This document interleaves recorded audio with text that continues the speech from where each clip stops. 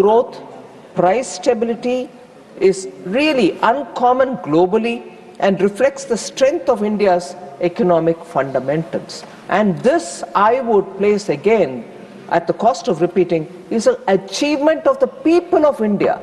And there is no way anyone can decry saying, oh no, but this economy is probably dead, this economy is not really doing well. These kind of naysayers are only mocking at the people of India who are really doing their bit to contribute to India's growth.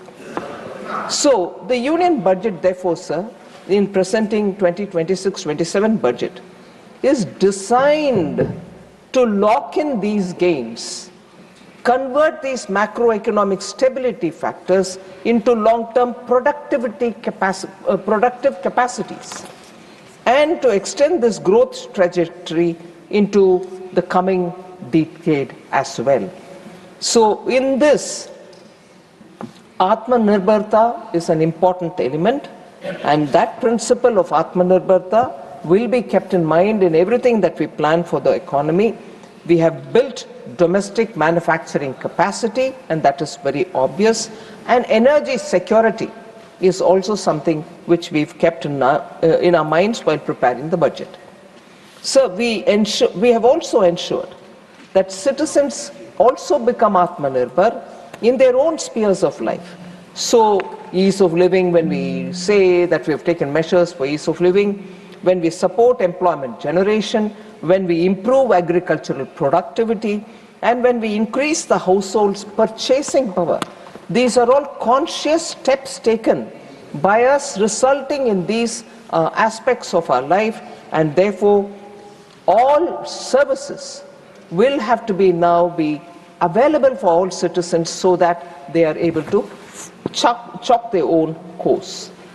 So therefore in this budget you also see, sir, that to develop our human capital, we have set a target of creating 1 lakh allied health professionals over the next 5 years.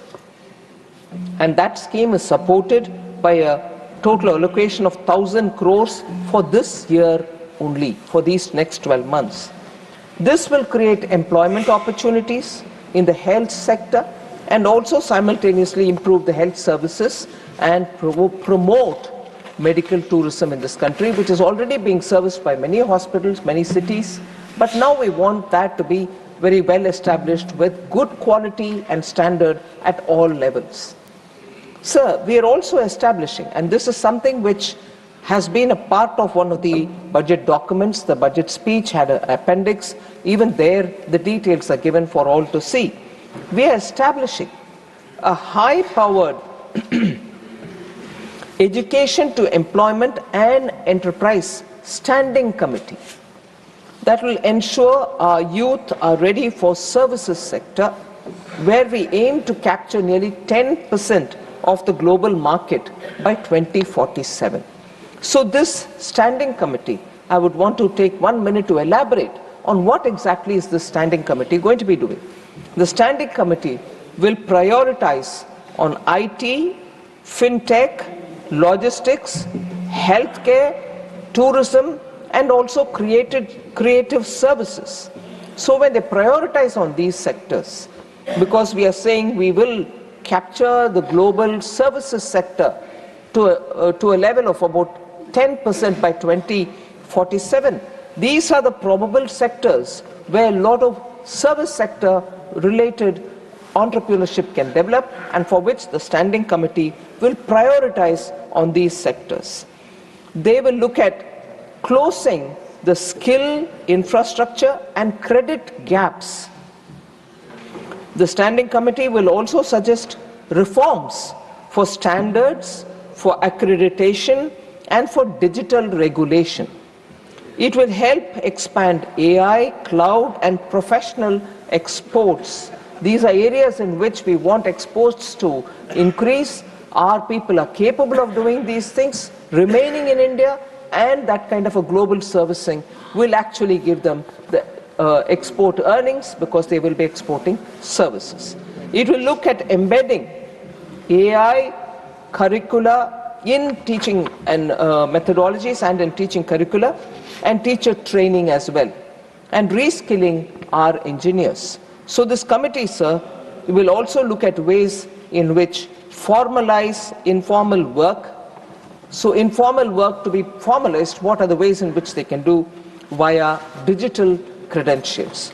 So all your skilling, getting ready with people who are ready to become entrepreneurs would all now have a great value addition in their curricula with AI and digital learning as well.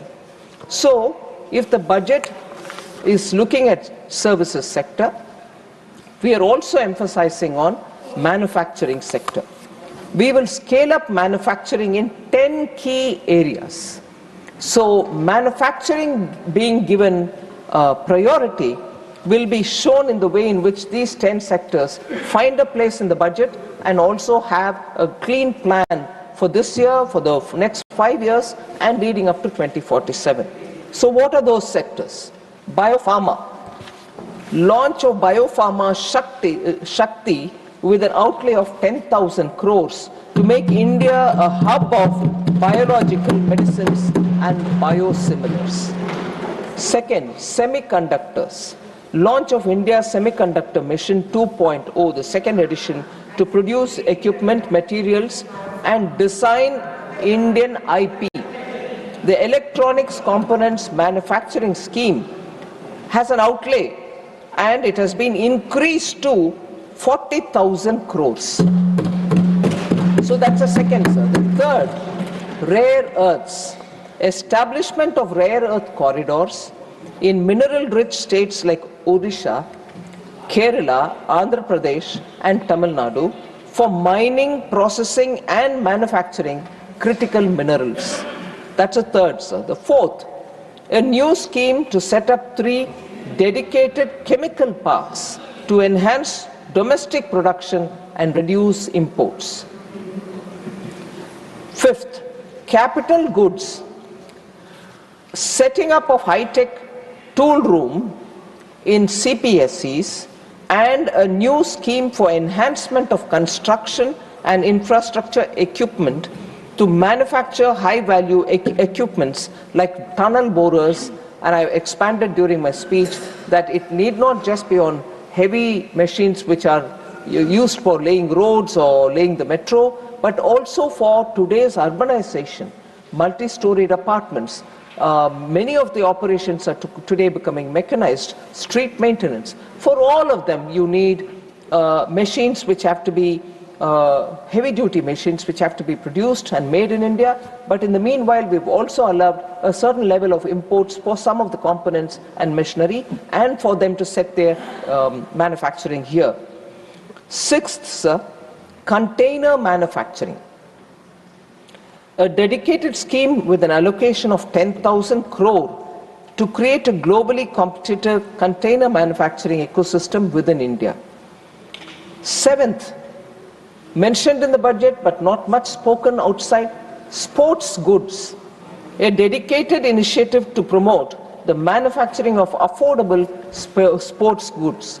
India is likely to host the Commonwealth Games. We are also going to be pitching for the Olympics. So Indian sportsmen need affordable but international class sports goods. So we will be promoting the manufacturing of such high quality sports equipments within India.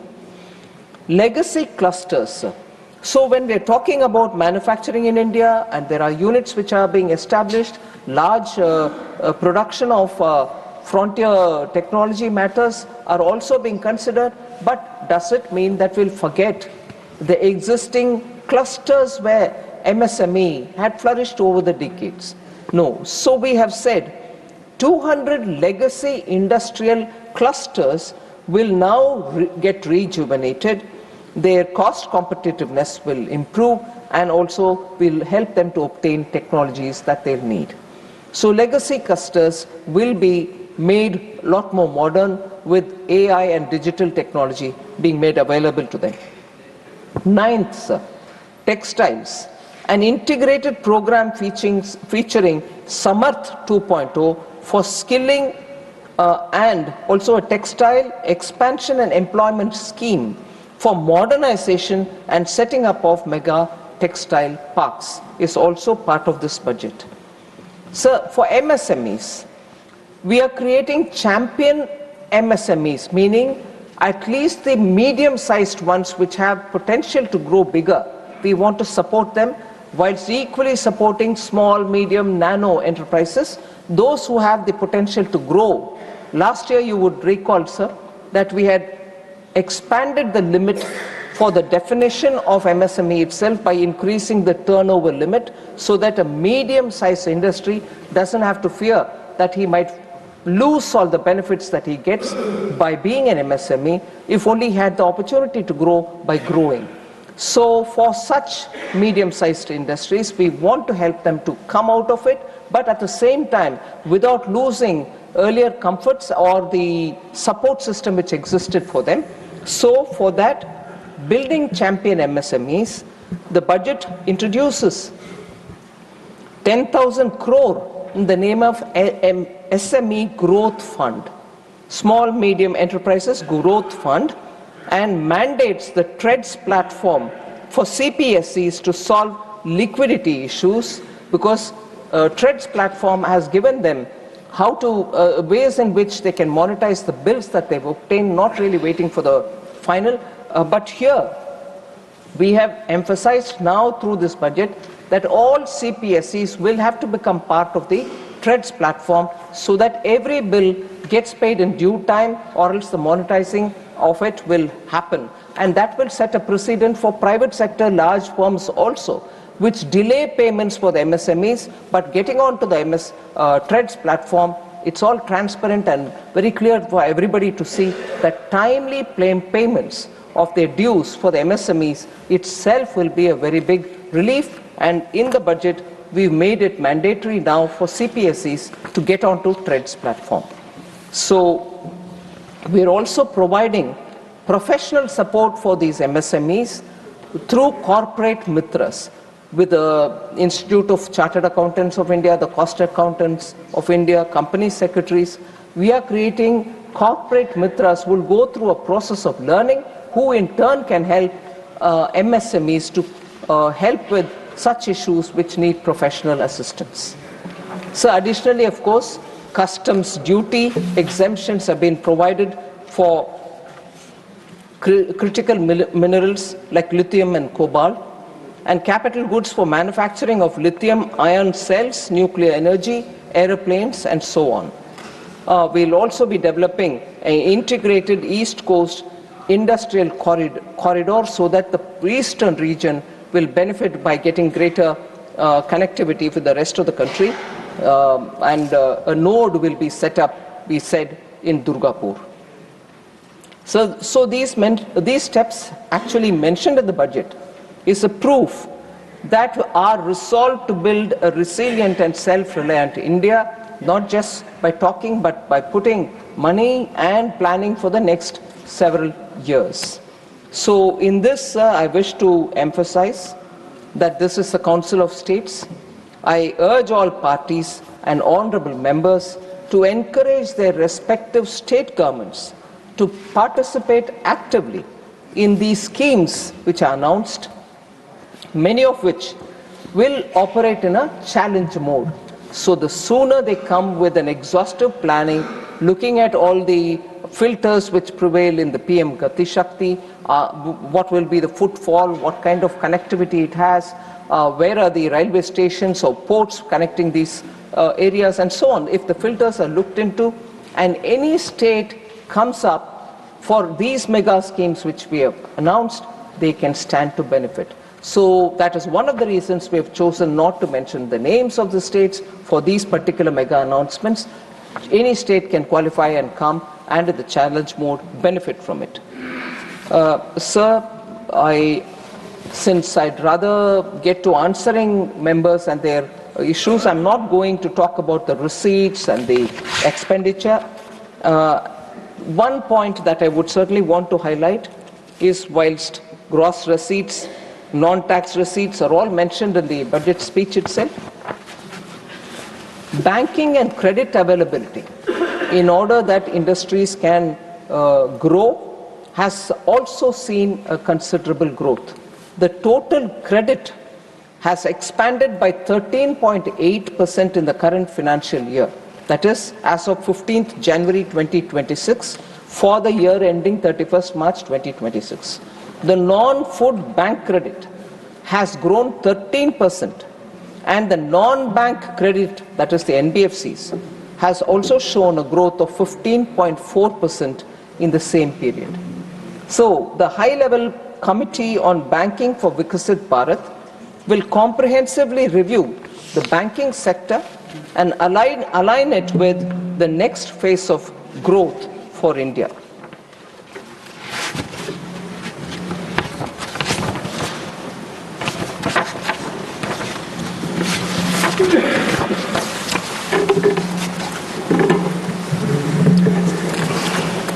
So, sir, therefore, without getting into the details, once again, since they are all seen in the budget speech itself and the budget documents are available, I would seek your indulgence and start responding to the points which members have raised.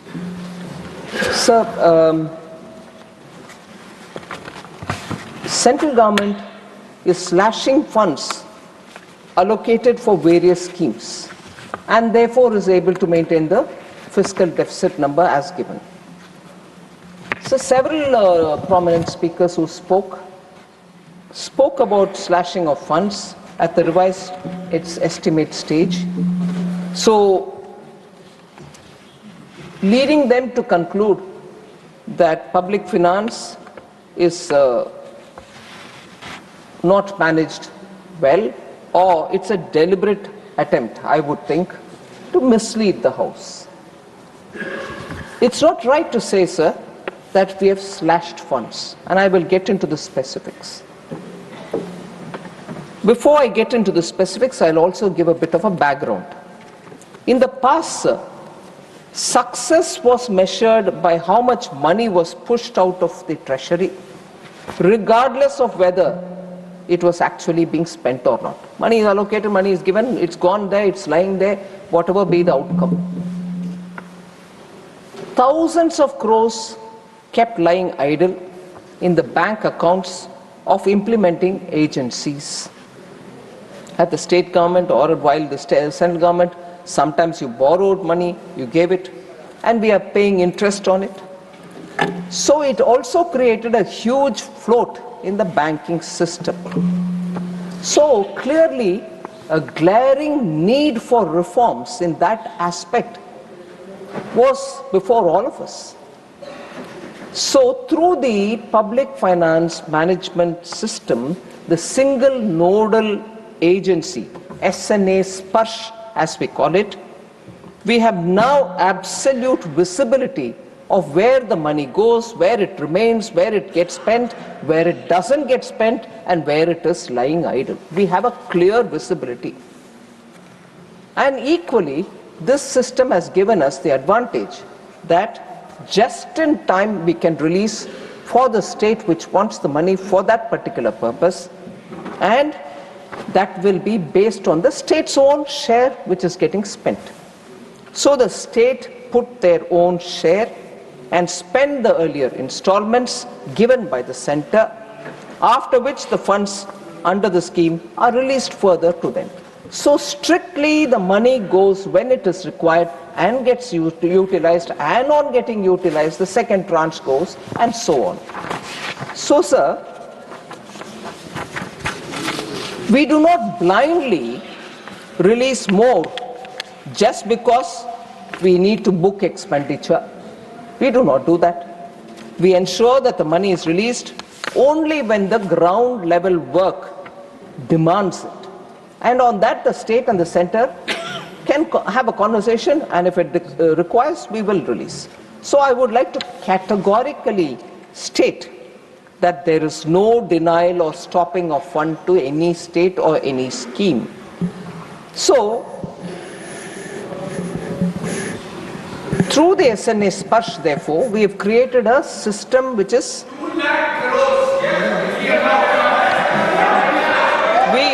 we have installed such smart staff fixed by the leaky pipes.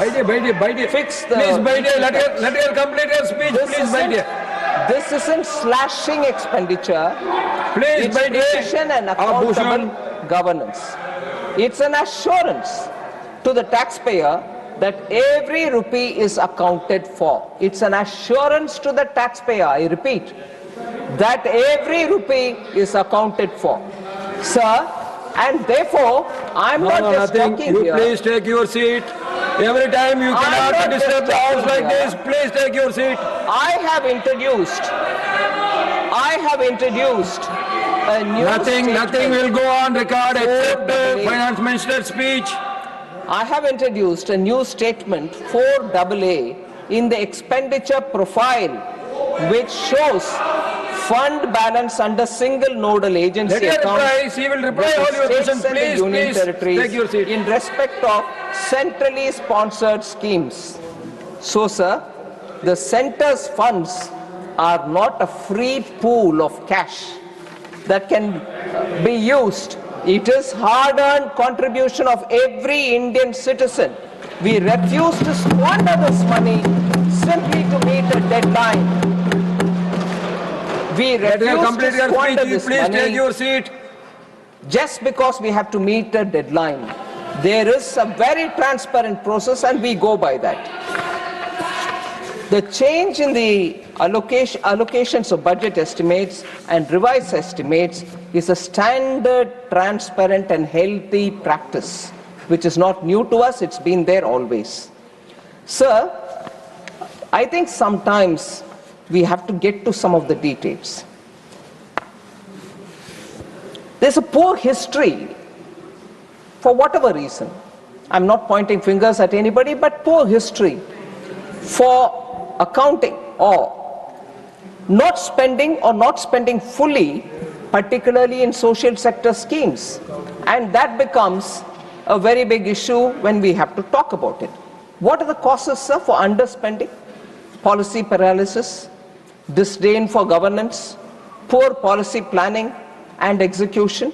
So large unspent funds remain there, particularly in the social sectors, its schemes. And I will now compare our 10 years with the earlier 10 years also.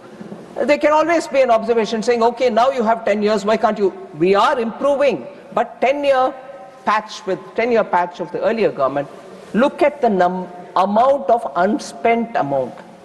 Sir, 14 major social and rural sector ministries.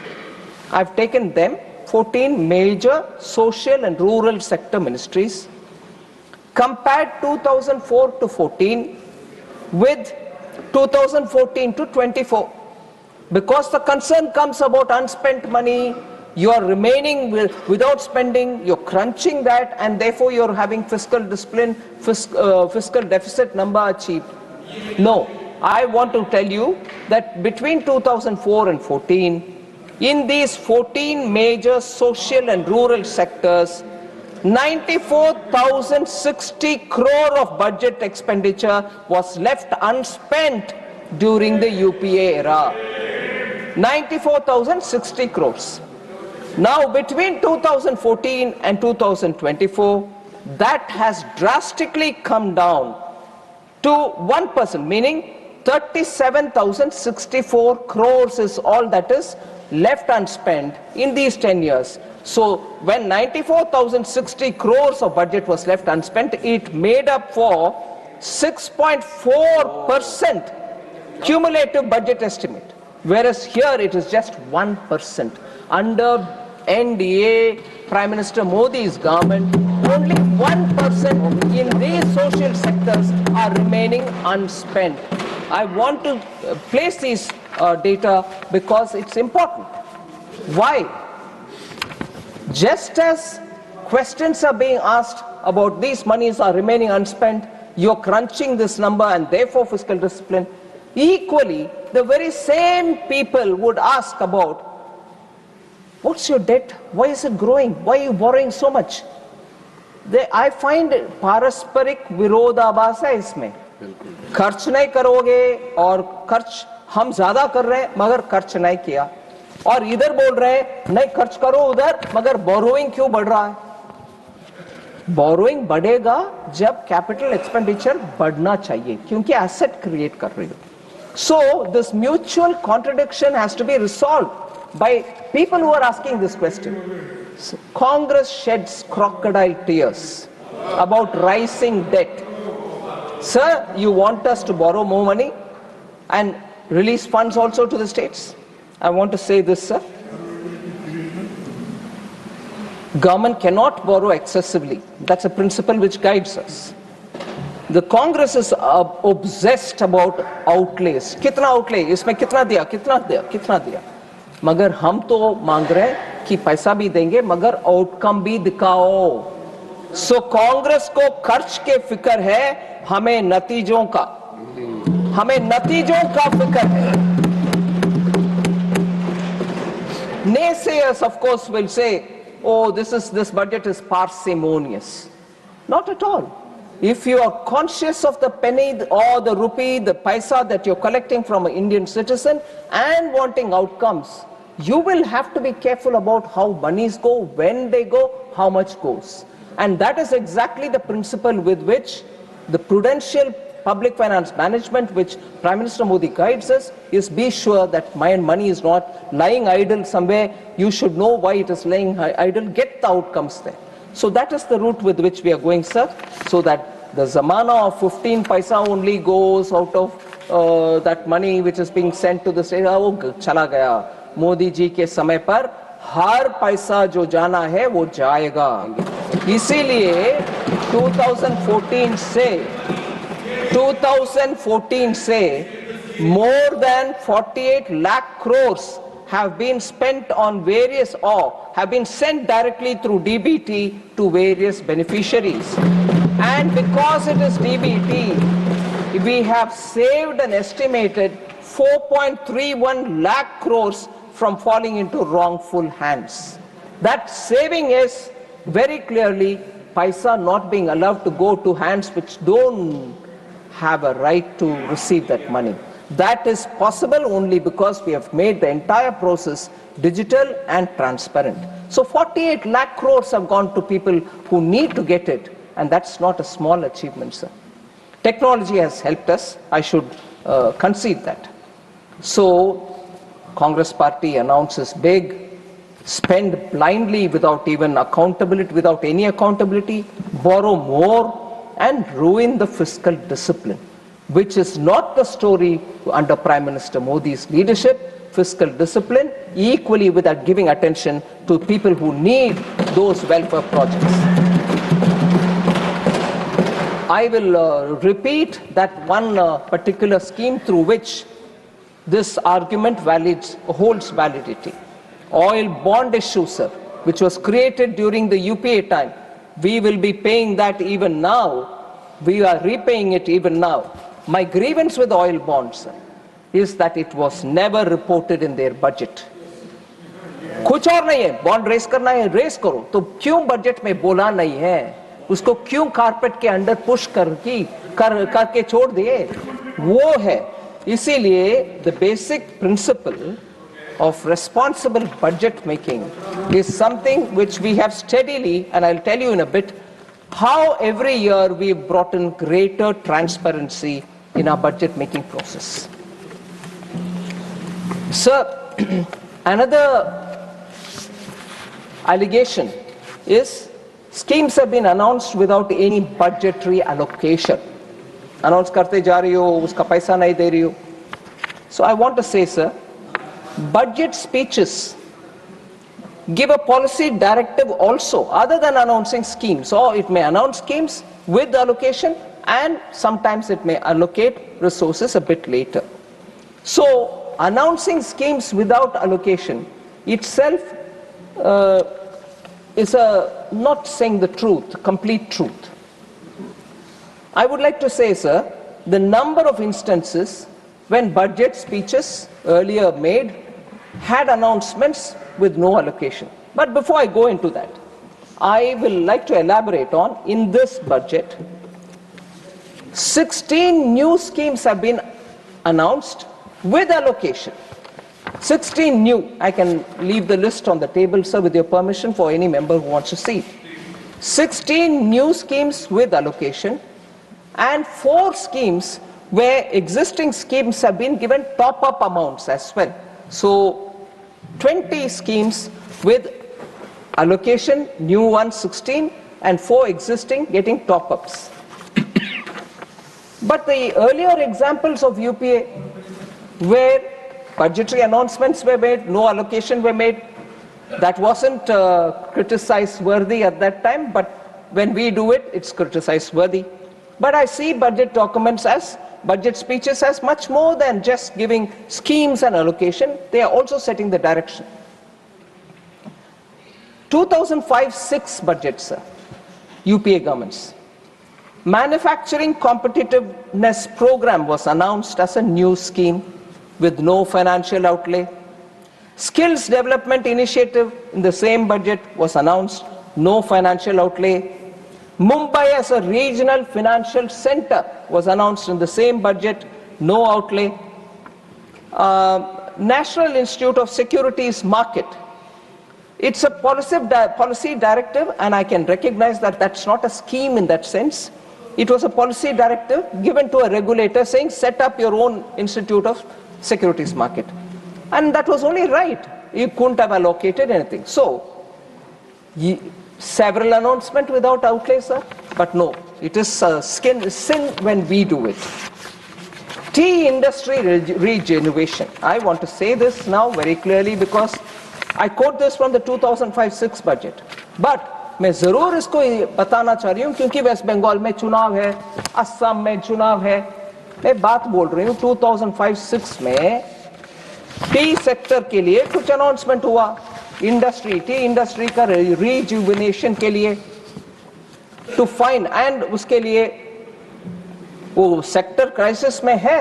So government would, मैं coat कर रही हूं उधर, would examine ways and means of introducing a program for massive replantation, unquote. कोई budgetary allocation नहीं था उस समय. वो ठीक है, मगर इधर एक आध स्कीम का अनाउंसमेंट हुआ क्योंकि उसमें कारण है, मैं कारण भी बताऊंगी, मगर वो गलत है. ये क्रिटिसिज्म हमारे ऊपर डालने से पहले कम से कम उनके अपने बजट ही देख लें. Please have a look at the budgets which you have announced, in which many schemes went about without any allocation. 2012-13 UPA budget, sir. Credit guarantee fund for education loans. No financial outlay.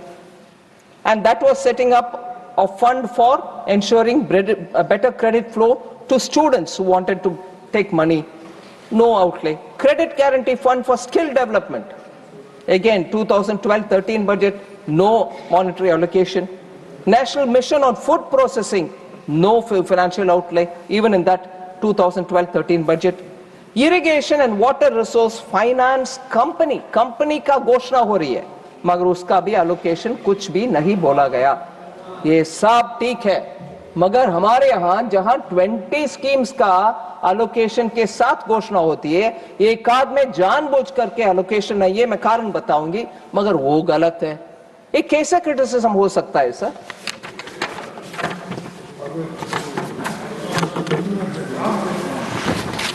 One more similarly UPA budget 2011-12 national manufacturing policy announce किए हैं. मालूम है कि policy है वो, फिर भी 2014 तक, क्योंकि 11-12 के बजट है, 14 तक उसमें कोई कुछ एलोकेशन नहीं है, कोई कुछ ग्राउंड लेवल में काम दिखे नहीं, मगर हो गया अनाउंसमेंट विदाउट एनी एलोकेशन. वो ठीक है.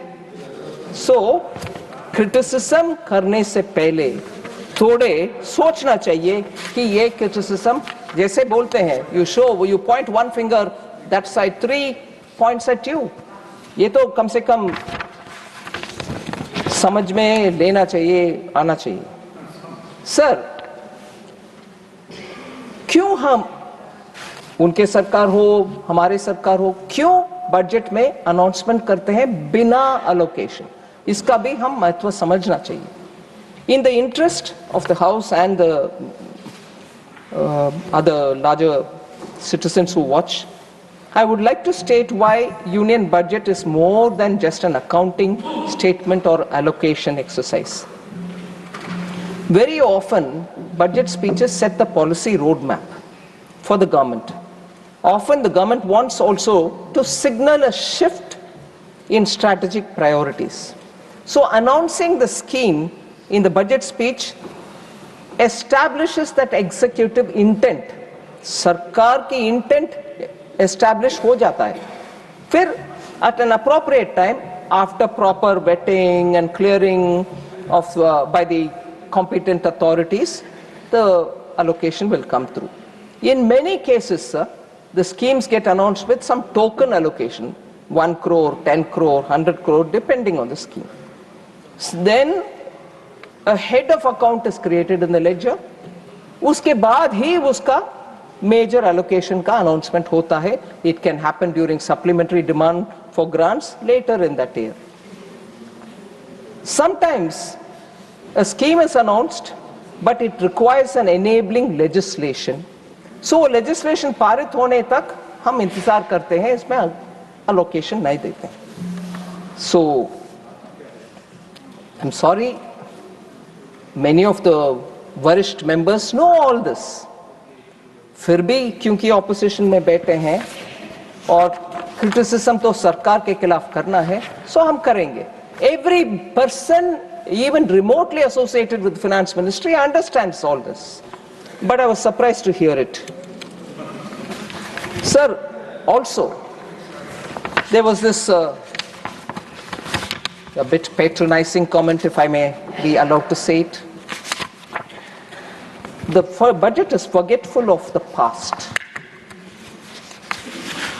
Budget is never forgetful of the past, at least because those which we don't need to copy, I will never be forgetful of the past.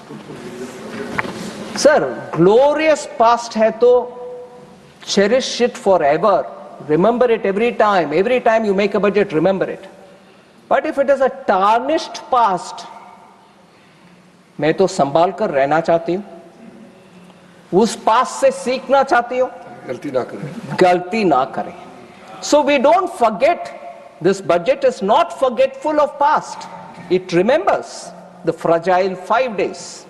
It remembers the double-digit inflation days. It remembers the policy paralysis and also the scam-filled days. It remembers banks were forced to lend just with a phone call without doing any KYC or anything of that kind. Deficits were kept high and spending on capex was reduced. So, shrinking opportunities, and उस समय का नारा ये था jobless growth. मैं जरूर ये सबको ध्यान में रखूंगी, forget नहीं करती हूँ past को, मगर उसे सीखने लायक विषय ही सीखती हूँ. Of course, I don't need to elaborate about the even earlier license quota Raj, how that economy had to be changed and so on. इसीलिए 2014 में ना करते हुए 10 साल के बाद हमारी सरकार व्हाइट पेपर ले आए on the Indian economy, and it was laid in this house in February 2024. So past को forget करना impossible है.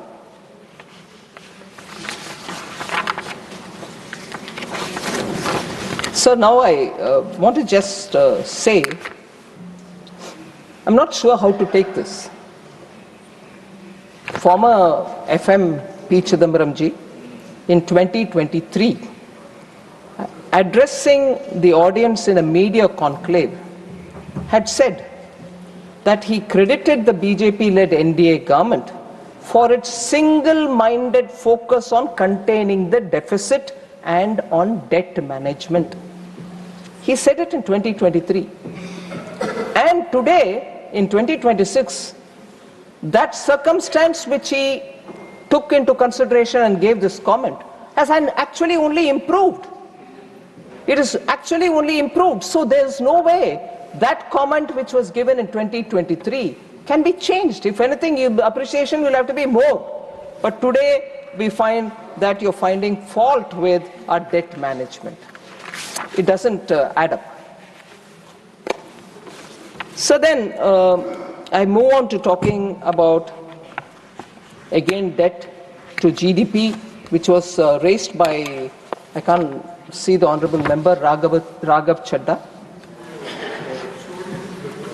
So, this is not a new change, sir. When we are focusing on debt to GDP, it's not a new target. There was an amendment done in 2018 to the FRBM Act. In that itself, that change was brought in. So I just want to inform the member that if he had not noticed it then, it's worth noticing that it is not new.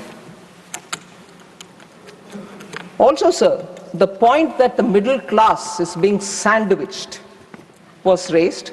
I'm sure many honorable members thought they had some common cause with that allegation which was being made. I want to very clearly bring the data out to say the conclusion that the middle class was being sandwiched was being made because personal income tax collections exceeded the corporate tax. That is fundamentally misdiagnosing the situation. There's no evidence of middle class suppression. Actually, there is enough and more evidence of historic middle class expansion and formalization driven by the economic reforms that have been undertaken in the last 10 years. High personal income tax collection is not necessarily middle class being crushed. I'll give you the reasons why. There are more people today with income that is taxable. More income is visible and in the formal sector, and it is being reported. So the economy is no longer narrow, and it's not just confined to the elite. Middle class basket is widening. Between 2013-14 and 24-25, the number of taxpayers, that is, people filing returns or with TDS deducted, rose from 5.26 crore to 12.13 crores. So within the last 11 years, more than doubling has happened in the income taxpayers' numbers. So obviously you learn more from it. And what is the growth therefore, sir? CAGR of 7.9%. So that is the largest structural expansion of the middle class in this country. So suppression cannot happen if the tax net is widening, and if the net itself is widening, it's not because of suppression. People are coming on board to pay. And coming on board to pay, not because we are bringing more rates. On the contrary, even as this expansion is happening, income tax limit has increased to 12 lakhs for everybody, and for those in salaried class, 12.75 lakhs तक आपको tax पे करना ही नहीं है. So suppression का बात कहाँ आती है सर? अगर 12.76 लाख तक salaried class को टैक्स ही पे करना नहीं है, कहाँ है suppression? Second, standard deduction has also been enhanced. New tax regime has simplified filing and due diligence करने वाले काम को भी simplify कर दिया. Next generation GST rationalization has also lowered household costs. उनके monthly खर्च कम हो रही है क्योंकि GST में हर item का rate कम हो गया है. Inflation also is at a historical low. So somewhere middle class के ऊपर ये शब्द suppressed cannot coexist with real incomes rising and with record low inflation. And there is an upward mobility of workforce as well. So ये थोड़ा मुझे समझने के लिए fact रख रही हूँ sir. So I move to Honorable Member Wilson. He said, rising debt again. Itna debt, it's not good. So I just want to highlight the fact, sir. The principle is one, we have to take care of reducing debt. whichever be, center or state or everybody. And in this, not a member of this house, but with your indulgence, I like to quote the former Chief Minister of Tamil Nadu, Edappadi Palaniswamy Avargal. He said, and I quote, "For 73 years, successive governments in Tamil Nadu accumulated roughly 5 lakh crores in total debt." 73 years it took 5 lakh crores to be accumulated. But in just 4 years under the DMK government, since 2021, 4.56 lakh crores have been added to this pile. 73 வருஷத்துல பண்ண அந்த அமௌண்ட்டை 4 வருஷத்துல பண்ண கணத்தை இவங்களுக்கு போகணும். So அது தமிழ்நாடு ஸ்டேட் கவர்மெண்டோட borrowing ஜாஸ்தி ஆயிட்டே போனா ஆனா சென்ட்ரல் கவர்மெண்ட் மட்டும் just giving a reply to you.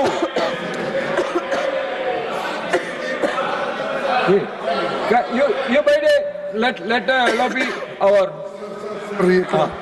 Sir, we are listening to her very quietly. She is also talking whatever she wants to tell us. She is giving advice. We'll take her. But the Tamil Nadu government has committed nearly 4 lakhs crore debt. Earlier it was like that. Are you speaking on Tamil Nadu budget or Indian government budget? This is not fair because election is there.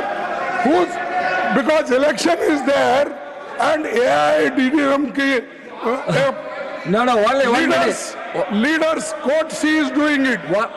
Outside speech, who is nothing to do with this house. This is unfair and I condemn such. She is giving an answer to a question raised by a member of this house. Please. Tamiduraji, please take your seat. Tamiduraji, please take your seat. Tamiduraji, please take your seat. Please take your seat, all members. Please. Sir, thank you very much, sir. Sir, when you stand up to answer criticisms, you will bring in facts. Sometimes facts can be very difficult to digest, but I will state it because they are facts. Okay, sir? No. Why you are ready to vote? She is quoting on quotation only. Please, Tamiduraji. Sir. Nothing will go on record. Please, Tamiduraji, please make a except finance minister's reply. Nothing will go on record. Please, all of you, please take your seat. Sir, with your permission. Yes. Since John Britas ji is saying something, on that specific point I want to answer him, sir. Honorable member Tambidurai, senior member, who's been, deputy speaker in Lok Sabha, has said something, I value it. But you think it's because we are in alliance. What is Dr. Shri Mallikarjun ji Kharge standing up for DMK then? Is it not also alliance? Yes. So that's okay. This is not. What is that? John Britas, keep off. So for all of you, don't you say that here. Don't you say that here. Bitaji, for all of you, our opposition leader has given the answer. Please, yes, that's all right. I take it. The moment Minister, please address to me. Please. Sir, Chairman, sir. Nothing will go on record except the finance minister's reply. Please, due respect to the LOP, the moment he stood up, I sat down to hear his view. So I respect it. But if there are insinuations that because they are in coalition we are speaking, that is also coalition, sir. Oh yeah, that's also in doubt now. Oh, John Britas, that is in doubt. I correct my statement because Congress is not sure whether they want to be with DMK or not. Finance Minister. Okay, and in Kerala too, you. Finance Minister, please address to me, please. Sorry. Tamiduriji, you please take your seat. All of you, please take your seat. Please. Sir, now I'll specifically answer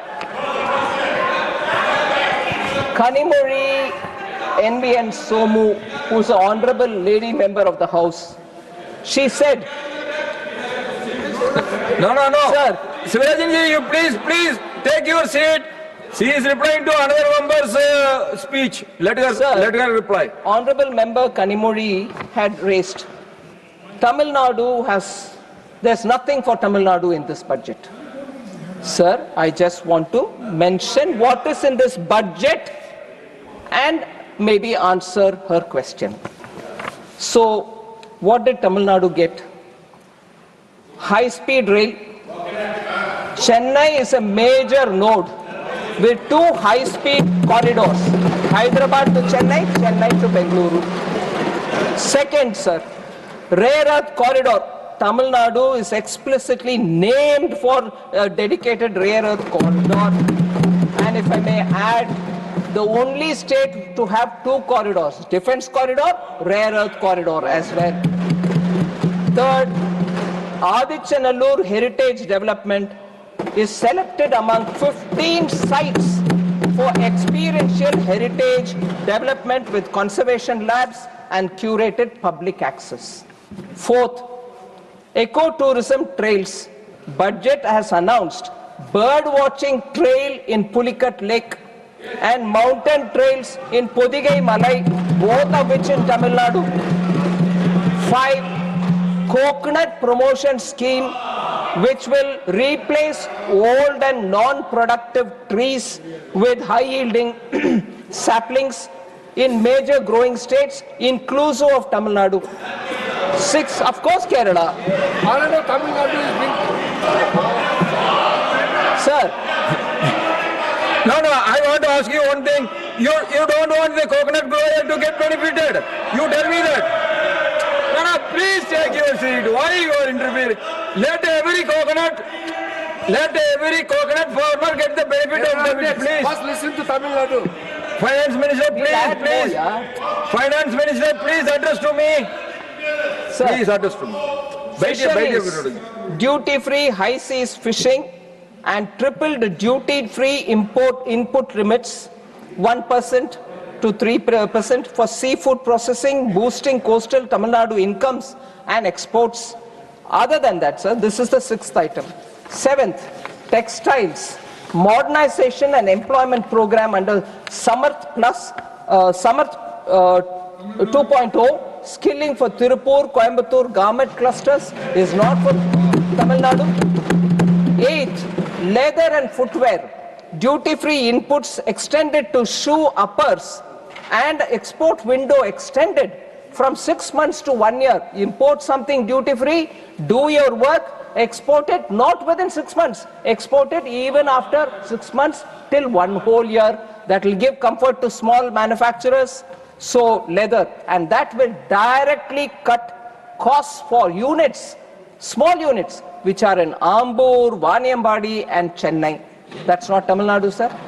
Then, automobile and electrical vehicles, customs exemption on capital goods for lithium-ion cells, critical mineral processing, strengthening Chennai-Hosur EV ecosystem. And the 10th, sir, girls' hostel. 1 hostel per district. 38 hostels can be built in Tamil Nadu. That's not for Tamil Nadu, sir. And even better. And even more. And even more. Sir, when we said city economic regions, where we are giving from Government of India 5,000 crore per city economic region for 5 years, 1,000 crore per year. Tamil Nadu's urban agglomerations like Chennai, Coimbatore, Madurai can all be contenders for it. They can get it for themselves if only they come and bid for it at the earliest. Similarly, sir, B, you asked for it. No. B, Minister, please address to me. yes, sir. Sorry, sir. Regional medical hubs. India's healthcare capital, everybody claims, I also accept it. Chennai is well placed to secure one of the 5 medical hubs that we want to establish for care, education, research, and for Ayush. They can have a medical hub. Similarly, university townships, sir, Tamil Nadu can bid along CBIC, that is a Chennai-Bangalore corridor, or the East Coast corridor, which goes Chennai to Kanyakumari, have a university township or a chemical park. 3 plug-and-play parks can be aspired for. Manali, Kadalur are all places where chemical industries are located. So are these not for Tamil Nadu, sir? Sir. Tamil Nadu MP should thank Finance Minister now. Sir, health. There are several members. I'll name some of them. Randeep Surjewala ji, Ashok Mittal ji, Rajiv Shukla ji, a lot of them mentioned. Heal in India is something which we announced several budgets ago, and we continue to build on that. Now 26-27 budget strengthens the entire health value chain. Healthcare infrastructure is being improved. NIMHANS is a very reputed institution in Bengaluru. We want to build one such an institution somewhere in the north. And whichever state wants to bid again can aspire to have it. Other than that, the institution which exists in Ranchi will be upgraded. Other than that, the institution which exists in Tezpur, both of them will be made regional apex centers. So we are improving on the infrastructure. Also, we are expanding by 50% the emergency and trauma care capacity in the district hospital level all over India. For the district hospital, emergency and trauma care is being improved by 50%.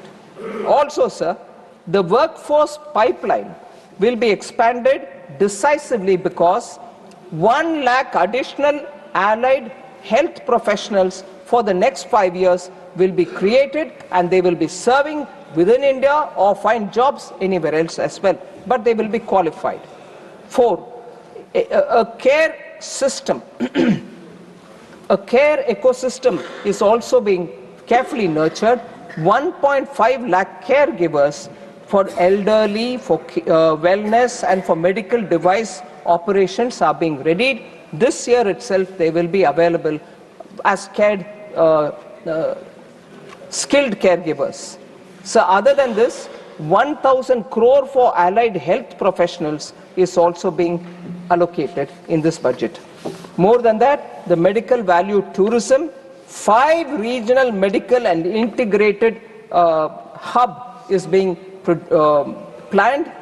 It will combine hospitals, education, research, diagnostics and Ayush facilities. All of them will be available in that large hub. So India wants to position itself as a healthcare destination. Other than this, the 7th point on healthcare, on health sector, Biopharma Shakti, 10,000 crore mission is being created with 10,000 crores being provided. And that will take care of getting biologics and biosimilars, particularly for diseases like cancer, diabetes, chronic diseases, life-threatening diseases, and so on. This will be supported by 3 new and upgraded NIPERs, which is the National Institute of Pharmaceutical Education and Research. Already there are 7 NIPERs in this country. We will be adding 3 more to them. A national network of 1,000 accredited clinical trial sites will also be established so that science-based approvals can be given for tests that they do. So that is also for health, sir. And the 10th point that I want to say is full customs duty exemption for 17 cancer drugs have been given. Inclusion of 7 additional rare disease have also been made so that duty-free medicines can be brought for them. Reduction of TCS on medical treatments, treatment remittances which go out of this country through the LRS. People send money because they have to go get treatment. For that also the TCS has been brought down from 5% to 2%. Then 11th point for healthcare. 3 new All India Institutes of Ayurveda will be set up in this country. Upgraded drug testing labs, expanded evidence-based research will all happen. The WHO recognized traditional medicine center which is also going to be expanded. Other than that, sir, for Divyangjan, for assistive healthcare, we have made assistive technology marts from where they can easily take equipments which they need for ease of living, and we have enhanced the capacity of Alimco, which produces such assistive devices for Divyangjan and for senior citizens. So finally, allocation, sir. Department of Health Research sees a significant jump, 4,821 crore, which is a 23% increase is being allocated.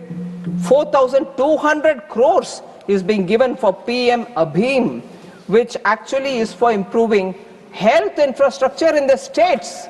So that also goes towards state. It is not being kept here. We recognize that health is a state subject, but despite that, we will enable them to improve on the health infrastructure. Sir, the next one, sir. The poor, there is high inflation. There's this. There is this claim, oh, there is high inflation and therefore common citizens are suffering. I want to highlight the facts, sir, basic facts. Inflation is at a historic low, even though growth is at a high. There is no inflation crisis in India today. Inflation has been tamed, anchored due to stability and the steps taken by the government. Retail inflation has actually been on a downward trajectory from 6.7% in FY23. It has come to 1.7 in FY26. I want to highlight the fact that there will be a new CPI basket and announcement being made by the MOSPI soon. That will be updated. Consumer price index will be determined on that based on a new base year.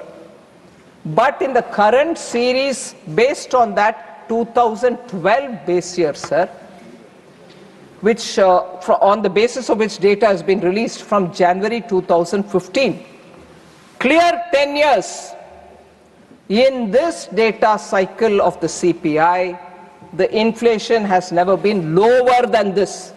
2011-12 base year, उसमें 2012 का number को 100 मानते हुए, if you go on calculating after that, 2015 से वो data भी बाहर आ रही है.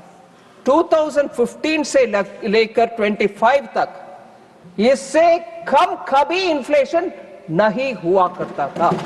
It was never low as much as it is today. So people who are saying high inflation, it's hurting people, kindly look at the data. And just want to compare it with advanced economies, sir. UK is at 3.4%, US is about 2.7%. Many emerging markets have not seen this kind of a number. So India is actually maintaining its inflation low, not by chance. It is actually a strategy.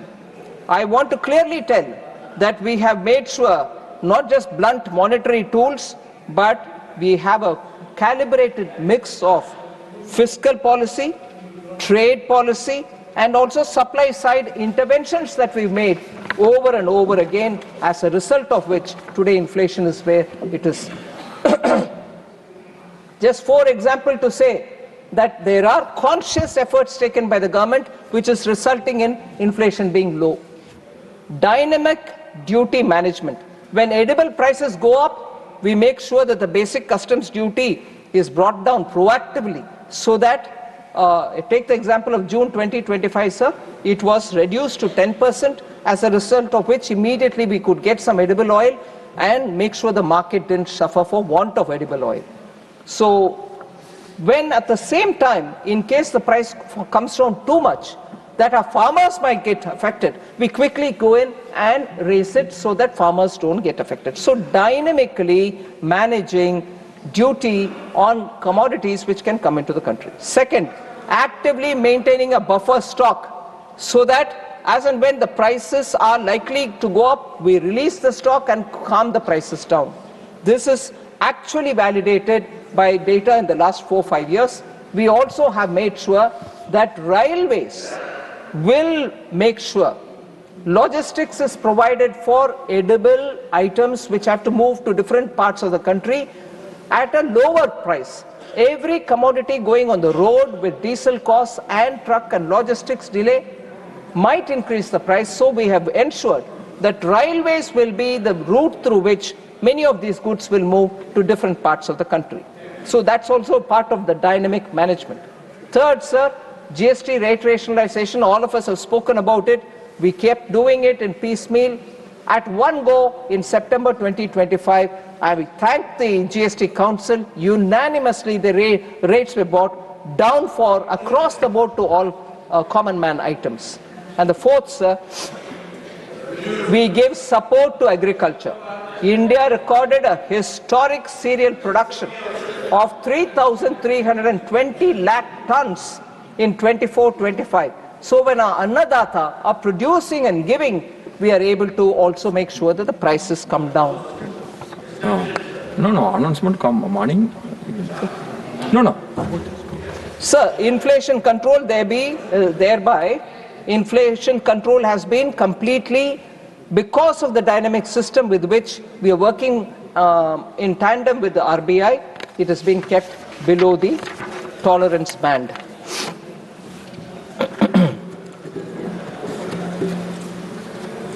Sir, employment and unemployment has also been discussed. I would like to place the facts, sir. Indian labor market is undergoing a structural transformation with record low unemployment.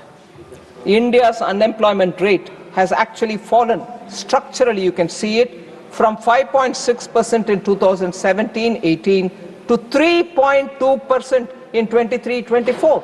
It's actually unemployment has come down.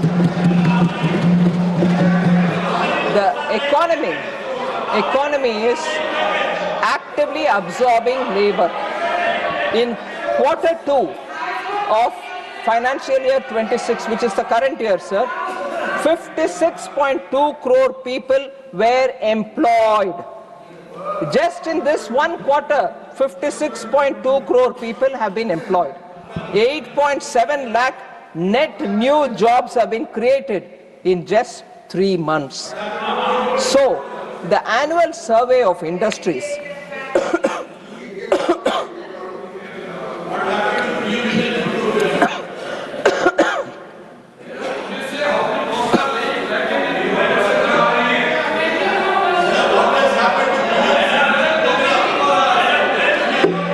She will come every point.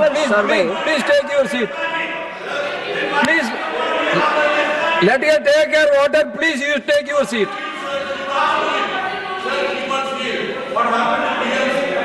Please, attest to the chair.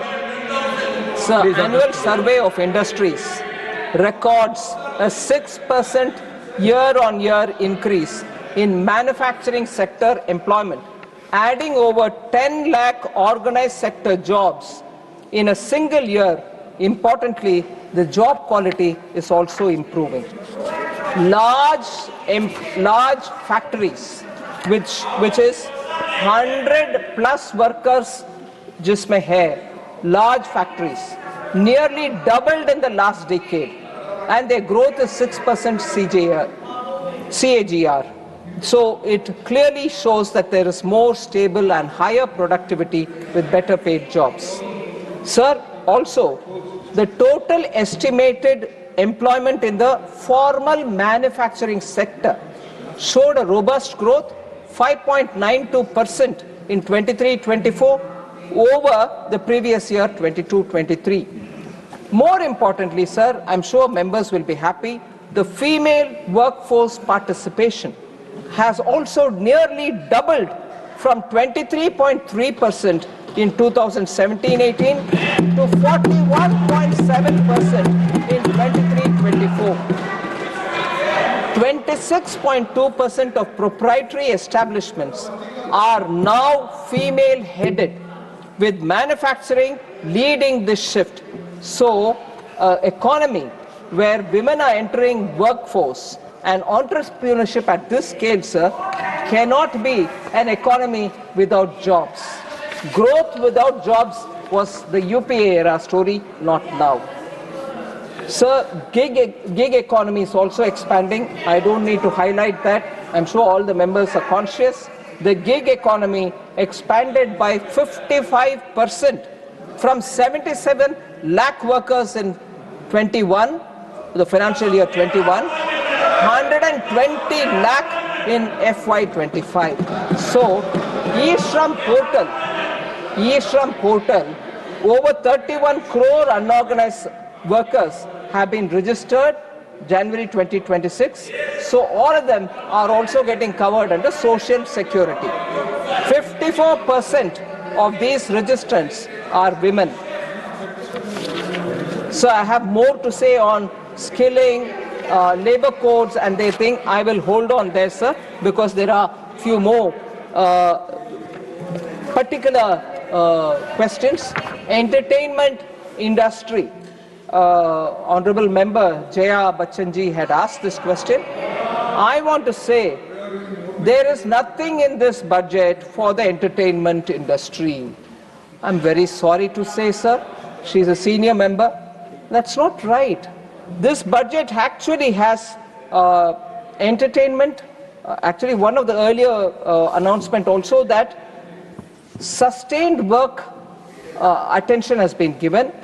We treat the industry, we treat that sector as an industry, and the budget recognizes AVGC, animation, visual effects, gaming and comics, and the content creation economy as a growth engine. And as a result, support has been announced. Indian Institute of Creative Technologies, which is in Mumbai, will now help in skilling and creating content creator labs in 15,000 schools across the country. 500 colleges will also have it. 2 million professionals will be created by the year 2030 because that will be the requirement of that sector also. Now, content creating is not what we commonly hear, oh, he's a content creator for social media. No, it is a highly skilled effort where art, drawing and also storytelling all become part of the digital world and they have to create it for the digital universe. So it's a highly expertise based sector, sir. So that actually has been announced. So that will feed into VFX, gaming, OTT, animation, post-production and design. That's the backbone of the entertainment industry. So that's what we are doing. Other than that, the budget creates new monetizable work for these creators. The National Destination Digital Knowledge Grid is also designed to document cultural and heritage sites, is explicitly generating jobs for these filmmakers, digital storytellers, editors, animators and researchers. So we are not just doing any token gesture towards this area, it is actually being given the prominence and the resource allocation. A new National Institute of Design is also being announced. There is skill shortage in the production of design, costumes, sets and visual aesthetics. We need people who need to be trained in these areas as well. So the biggest intervention, other than what has been announced in the budget, biggest intervention other than what is being announced in the budget is when we held Waves 2025. Waves was a global industry platform. Over 90 countries participated in it. 10,000 plus delegates were there. 1,000 creators were there. More than 300 companies were there which participated in it. And 350 plus startups and nearly 1 lakh footfall was seen in that event. So are these not efforts towards entertainment industry, sir? I want to inform. Okay, please address to the chair. So this orange economy concept itself, which we brought in, are all aimed at the entertainment industry. So I want the honourable member to take cognizance of these announcements.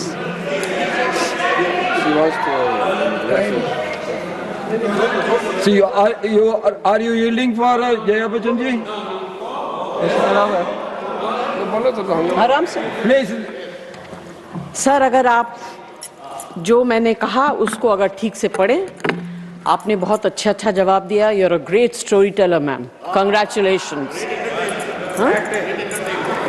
For us, great entertainment. But I have also talked about tickets. देखिए, मैं चुपचाप खड़ी थी, आप लोग don't do this.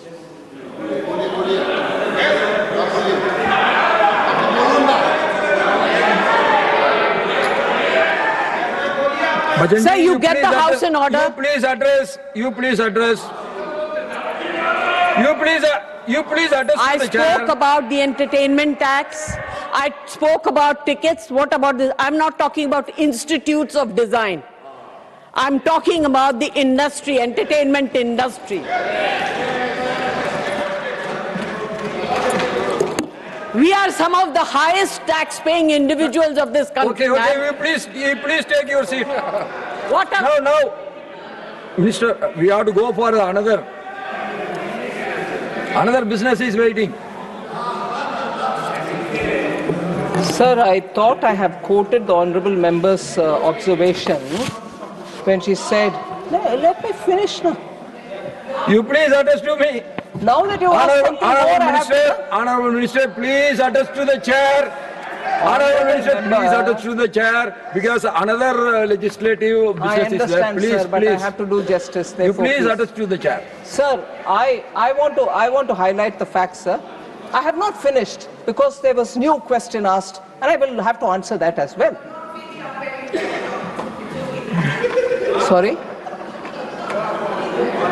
समझ में नहीं आते तो मत Sorry? सुनो. If you don't understand, let Finance Minister speak.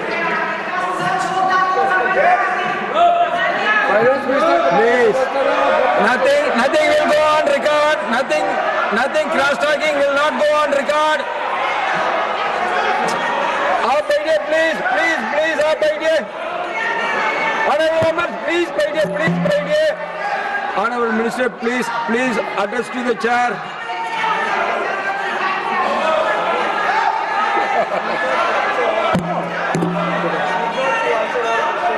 Please address to me.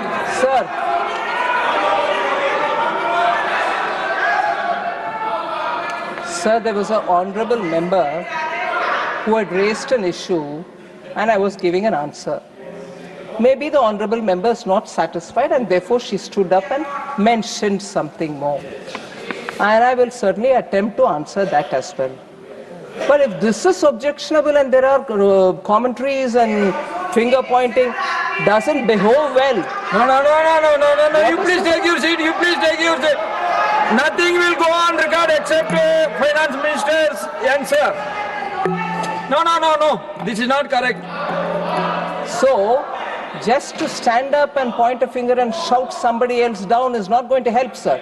I will wait and answer that. No need. I've given the data. If you don't want to listen to that, don't gesticulate. Address to me. Address to the chair. Don't give up running commentary here. Vocal cords are not given only to you. Vocal cords are there with everybody. Please address to the chair. Nothing will go on record now.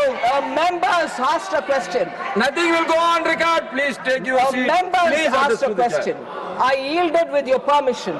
I'm willing to answer further for the Yes. question that she's answered. Please answer Ask to me. her. Why should it irritate other members, sir? When their turn comes, they can ask your permission and ask me a question. I will answer them. And this kind of a running commentary, gesticulating from seats, I'm sorry, I'm sure you will not entertain that. the Finance Minister politely yielded. I yielded and I will answer. The honorable member, sir, I've answered. Maybe she's not satisfied, but on the specific question where she's raised, the ticket prices, entertainment industry is suffering because these prices are too much, I must humbly submit. Entertainment tax, ticketing of films are all state subjects, sir. No point in asking me.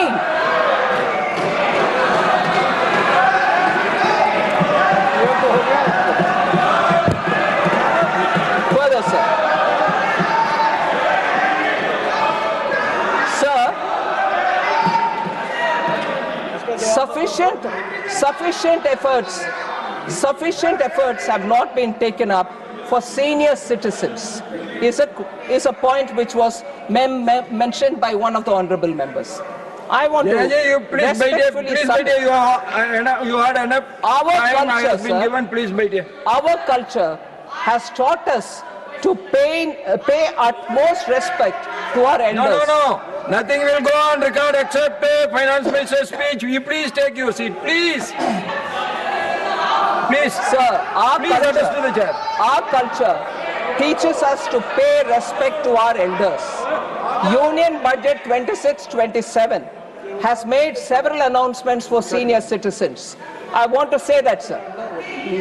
We have announced the building of a strong care ecosystem that specifically covers geriatric and allied care services.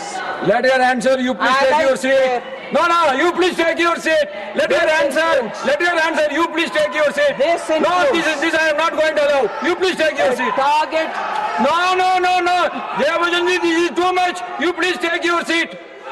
Sir, this includes a target to train 1.5 lakh multi-skilled caregivers, which will benefit the senior citizens. Geriatric care is what we have openly said in this budget. Also, we are ensuring professional support is available for the elderly. Also, the 1 lakh allied health professionals that we will provide for the healthcare will also be helpful for our senior citizens. Second, sir, the assistive technology marts that we are establishing, through which modern retail style centers are being provided, these technology marts will allow senior citizens and also Divyangjan to see, to try and to purchase assistive products. This is also for senior citizens, sir. Also, custom duty has been exempted for 17 cancer drugs and 7 drugs of rare diseases. Sir, particularly for senior citizens, Nothing will go on record except finance minister's reply. Honorable leader of the house, please. I need your protection. The Honorable Finance Minister is answering the debate, final debate, and the way the opposition members are raising the issues, I think they should restrain themselves, and we should see to it that the debate should go in a healthy manner. She's answering, Honorable Minister is answering every... No, Please, madam, I respect you. You please take Please your seat. respect my words also. You please take your seat. Please respect my words also. She is answering every question, and even she has yielded thrice. Sir, I think there is no need for the...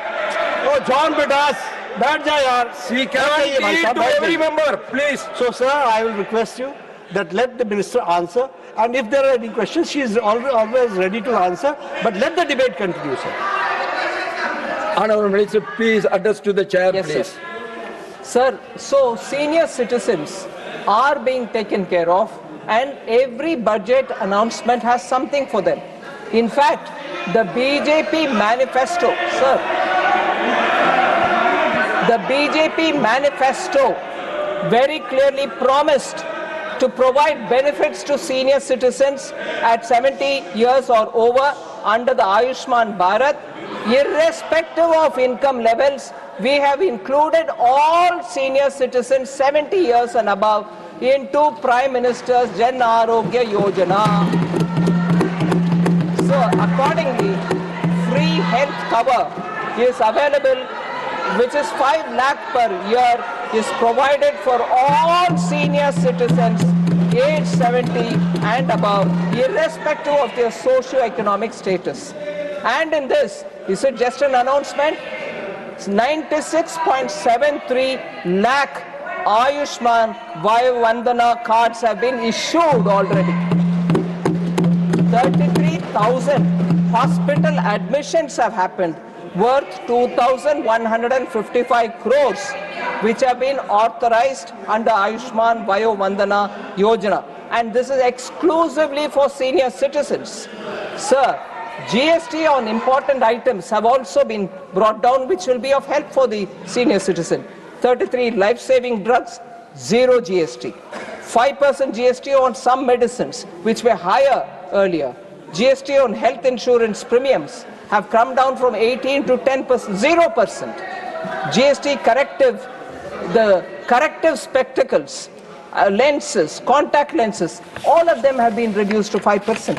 So, actually, senior citizens, I have several things which I want to bring to the notice of the honorable member.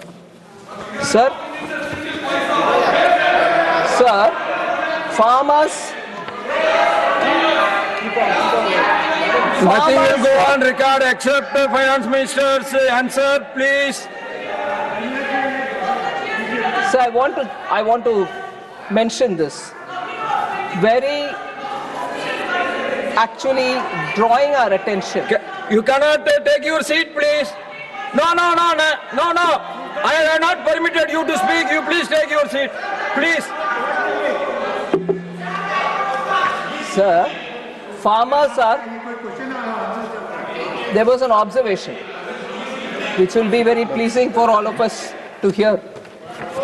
Very attractively put, but I'll give an answer for that, sir. Farmers are happy in Texas, not in Tamil Nadu.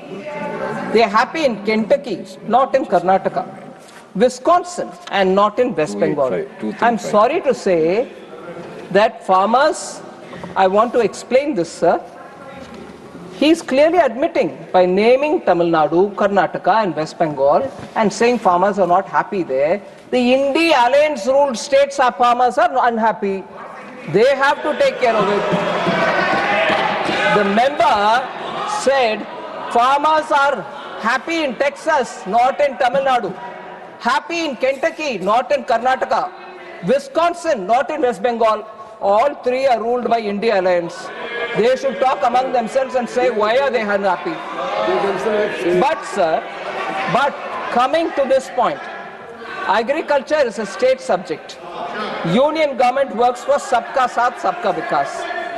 But there are governments, like in West Bengal, which do not implement the schemes intended for welfare of the people. Please, only 1 minute. I want to make one general observation.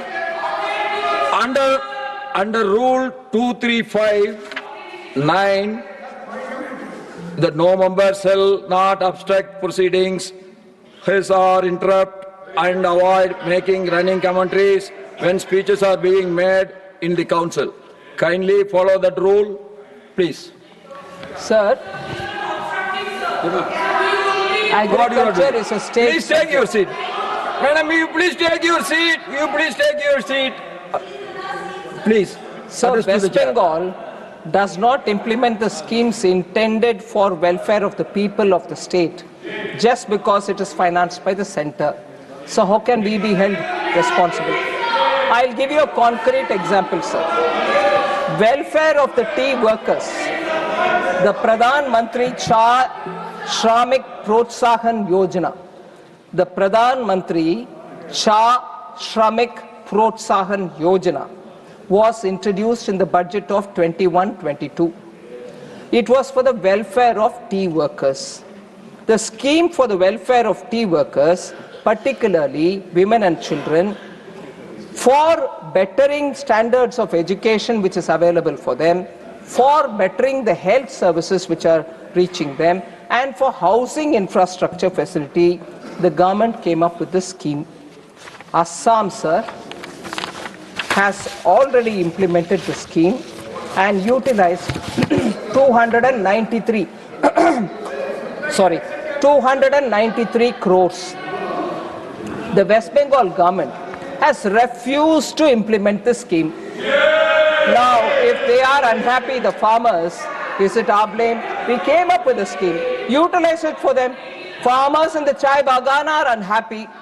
Is it because of us, sir?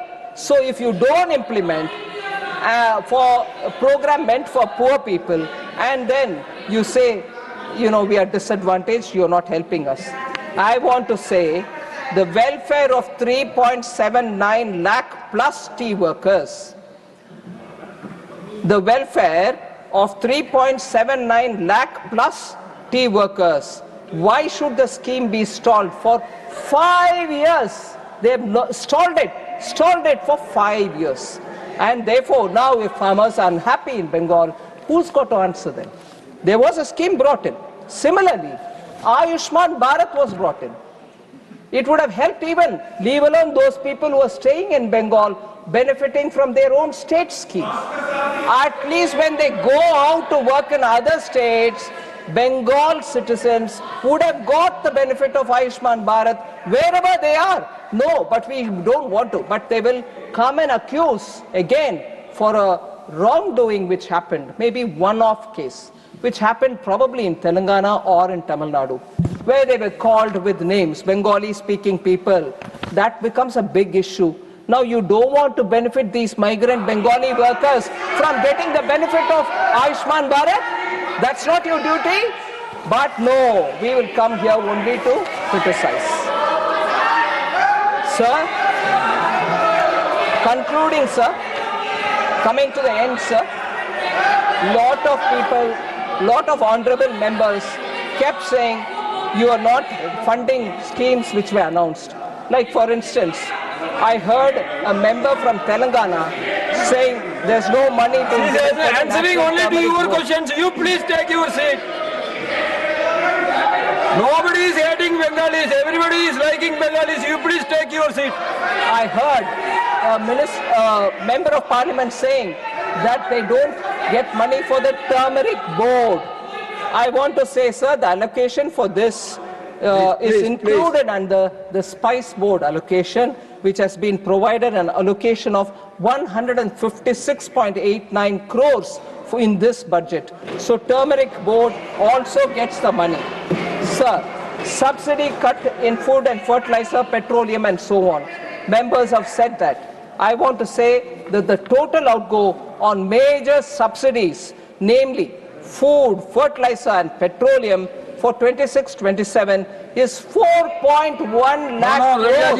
By sitting you are making running commentary, that is not good, please. In the last year. This year, it has gone up to 4.1 lakh crores. Please don't do that, please don't do that. Similarly, I come to the end by quoting the expenditure on education, saying it's gone up from 41,000 crores to 93,000 crores during the between the period 2014-15 to 26-27. I've spoken elaborately on the allocations for health, defense, and also social welfare, sir. So with this, thank you very much for giving me the opportunity to respond.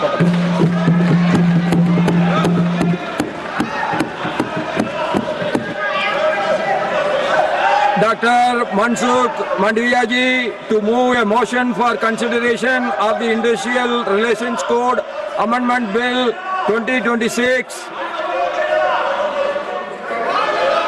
Please take your seat. Please take your seat. Please take your seat. We have to go on the next. Please take your seat. Mandaviya, please. Moved.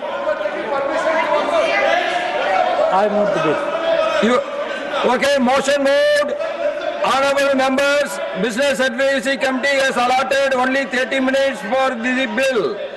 As per the time allocation based on the numerical strength of the parties, BJP gets 10 minutes, Indian National Congress gets 3 minutes, and all other parties will get only 1 minute each. Further, the scope of the debate is very narrow. It is being an amendment bill and speeches should be restricted to the class of the bill.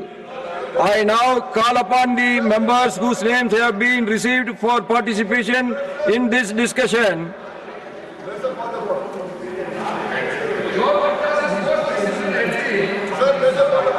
Sriman Jairam Rameshji. Sir, you have given me 3 minutes. So I'll speak in 3 minutes. Okay. Take your seat. Jairam ji, please address. Sir, No, please, you take your seat. I am coming to you after. sir, the Industrial Relations Code 2020 was passed in the DIN on the 23rd of September 2020. We all remember what happened in the month of September 2020. By a voice vote, the 4 labor codes came into being. The Wage Code, the Industrial Relations Code, the Social Security Code, and the Occupational Health, Safety and Working Conditions Code. So today, we are amending, with retrospective effect, we are amending a law that was passed almost 6 years ago. This reflects a complete failure of the government, because this repealing should have been done when we passed the codes. We have passed the code and now we are repealing the old act. This is a bizarre proposition. I know it's because of the Supreme Court orders, but it is natural that when you pass a law, you repeal the old law. We passed a new code in 2020 by voice vote. We didn't repeal the old act, and today we are repealing the old act. So I just want to say that these labor codes were passed without discussion in the Indian Labour Conference. The Standing Committee on Labour, which was headed by a BJP MP, has pointed out that these codes were passed without the Indian Labour Conference being called since 2015. The most significant change that this code is brought about, the amendments that we are discussing today, is that we are going to enable ease of firing. So there is no ease of hiring, but we are increasing the ease of firing. That is what we are doing with these amendments. What we are doing is weakening collective bargaining. We are weakening the role and power of trade unions. Even the Bharatiya Mazdoor Sangh has objected to this industrial relations code. So, sir, without saying anything further, because you have given me only 3 minutes, I will just say that this is inevitable that we have to pass this bill, but this bill, the fact that this bill has been brought today reflects very poorly on the government. It reflects very poorly on the fact that the original labor codes were passed by voice vote, because had there been a discussion on the 23rd of September, we would have pointed out that you cannot pass a new law without repealing the old law. The Minister for Parliamentary Affairs has been Minister for Law. He knows that you can't pass a new law without repealing the old law. So, sir, while we have to support this bill because of the Supreme Court strictures, the strictures are on the failure of the government to exercise due diligence while formulating these labor codes. I will just end by saying that these labor codes are anti-labor. There is a national protest going on today against these labor codes and the full effects of these labor codes. And 2 of these 3 bills acts we are repealing were the personal contribution of Dr. Baba Saheb Ambedkar when he was labor member in the Viceroy's Executive Council. We are weakening trade unions, we are enabling ease of firing workers, we are weakening collective bargaining, and we are increasing 8-hour shifts to 12-hour shifts. So we are compelled to support this bill, but this bill is completely anti-labor. Please conclude. Ms. Dola Sanjay, Ms. Dola Sanjay. Betaji, please take your seat. I am coming to you later. You start. Ms. Dola Sanjay, if you are not speaking, then I have to call the other. I am willing. Please speak.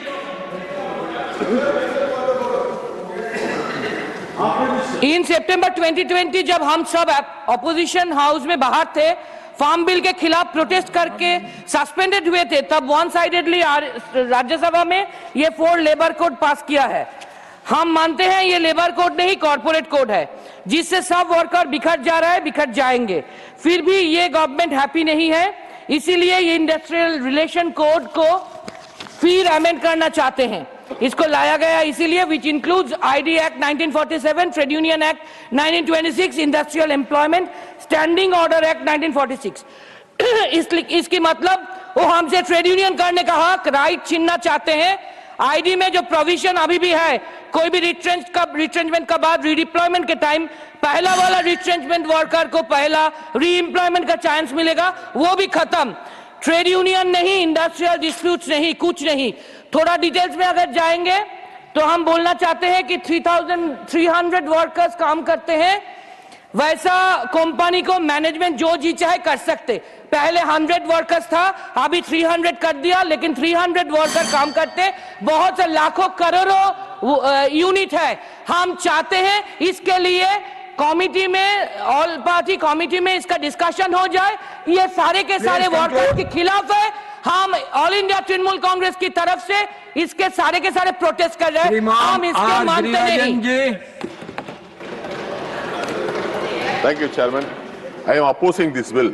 This bill is anti-worker, anti-laborer, anti-employees, anti-union, anti-association, anti-federation, because the previous act, the Trade Unions Act 1926, the Industrial Employment Act 1946, and the Industrial Dispute Act 1947 had landmark legislations that provided strong principles and protective safeguards for workers, while the Industrial Relations Code 2020 have been diluted, modified, or no longer as robust. The 2026 Amendment Bill does not restore or strengthen the interest of the workers, laborers.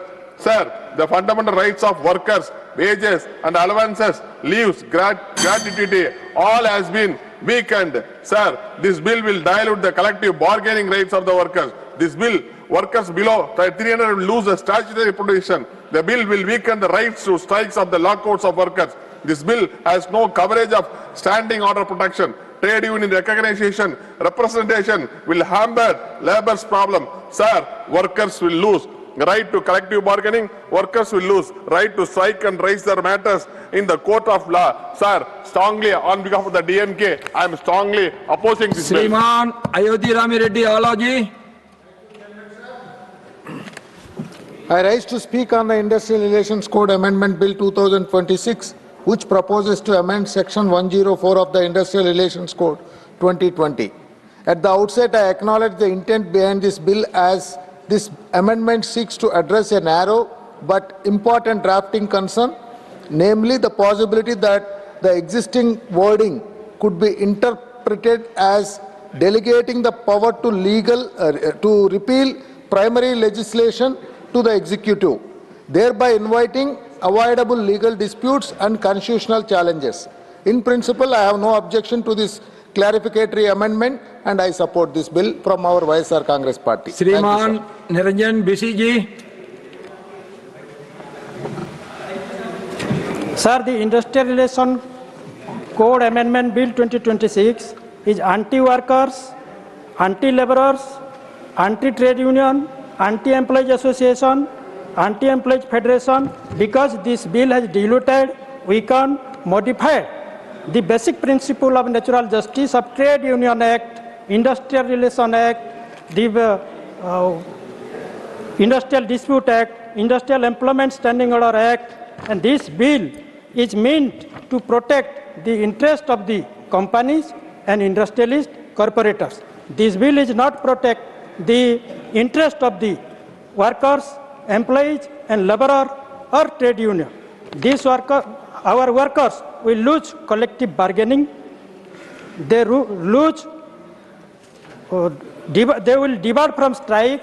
They will depart from raise the matter in the court of law. So this bill is against the principle of natural justice. This bill is going to be destroy the workers' interest. So this bill, I oppose the bill. BJD oppose the bill. Dr. M. Thambidurai. Deputy Speaker, sir. Deputy Chairman, sir. Honorable members raise various points about this labor's interest. Sir, ADMK party is always for labor's interest. We are coming from our party people are lower level. Therefore, ADMK is very interested to protect the labor interest. But at the same time, even Jairam Ramesh said, even though he said he was supporting the bill, he said. No, he said, that means why I am telling, because of the court verdict, there is no alternative. That is why even they said. Therefore, when the court says, what can we do, sir? Therefore, because of that, we are for the labor interest. I think the government will take whatever the points others said. We are also for that labor interest. This government, Modi government also interested the labor interest. They are not against. There are many schemes they have brought in the budget, everything. Therefore, this government is not anti-labor. But all anything. Yes. Sir, I am for the labor. Where ADMK party will have, sir. Therefore, in the respect, I hope, like Jairam Ramesh says, and the court against together for that he is supported. In that, to avoid the legal things, I am also supporting, sir. Dr. V. Sivadasan. Dr. V. Sivadasan. Please take your seat. Respected Chair, today a national strike is going on. The workers' strike is going on against the anti-worker policy of this government. Same day, this government is trying to introduce a new bill against the workers of the country. The workers of the country is raising the slogan for the right of the union, from the unions. The workers of the country is raising the slogan for the 8-hour shift of job, but they are trying to increase the hours of job. They are trying to reduce the wage of the employees. They are trying to attack the workers of the country. Sir, their aim to reduce the facilities of the workers of the country. They are standing only for the corporate houses. The corporate houses are making the policy of the government. This is the reality of the nation. Sir, only one thing finally I like to say here, this government, the government of the corporate, the government of anti-people government, they are not raised the voice for the people. This government is not for the people. Sir, we, the representative of the people, representative of the state, requesting the government withdraw the anti-people policies of the government. Sri Santosh Kumar P. Sir, thank you, sir. Today, millions of Indian workers are on strike. And this government is continuously ignoring the genuine voices of our workers. Sir, the trade unions had a tremendous role in India's independent movement. And these people who had no role in India's independent movement can't accept the fact. But, sir, these labor codes are actually not for the welfare of laborers. These are completely anti-labor codes. And unfortunately, the Supreme Court of India is also in a way supporting them. And this is a clear-cut violation of the Article 14, 15, 16 and 21 of Indian Constitution. So hence I take this opportunity to request you to repeal the labor codes. This is completely anti-labor and this is against the legacy of our trade union movement. Kindly understand this and I oppose this bill. Thank you. LOP. Sir धन्यवाद आपको। ये बहुत बड़ा बहुत ही important विषय है, लेकिन इसके तरफ सबका ध्यान नहीं जा रहा। क्यों मुझे मालूम नहीं हो रहा, क्योंकि जो लेबर 4 कोड इन्होंने बनाया है उससे पूरे वर्कर्स के हकों को छीन लेने का एक साजिश हो गया है और ये पूरे लोग कॉरपोरेट लोगों से मिलके आज लेबर का गला घोट रहे हैं।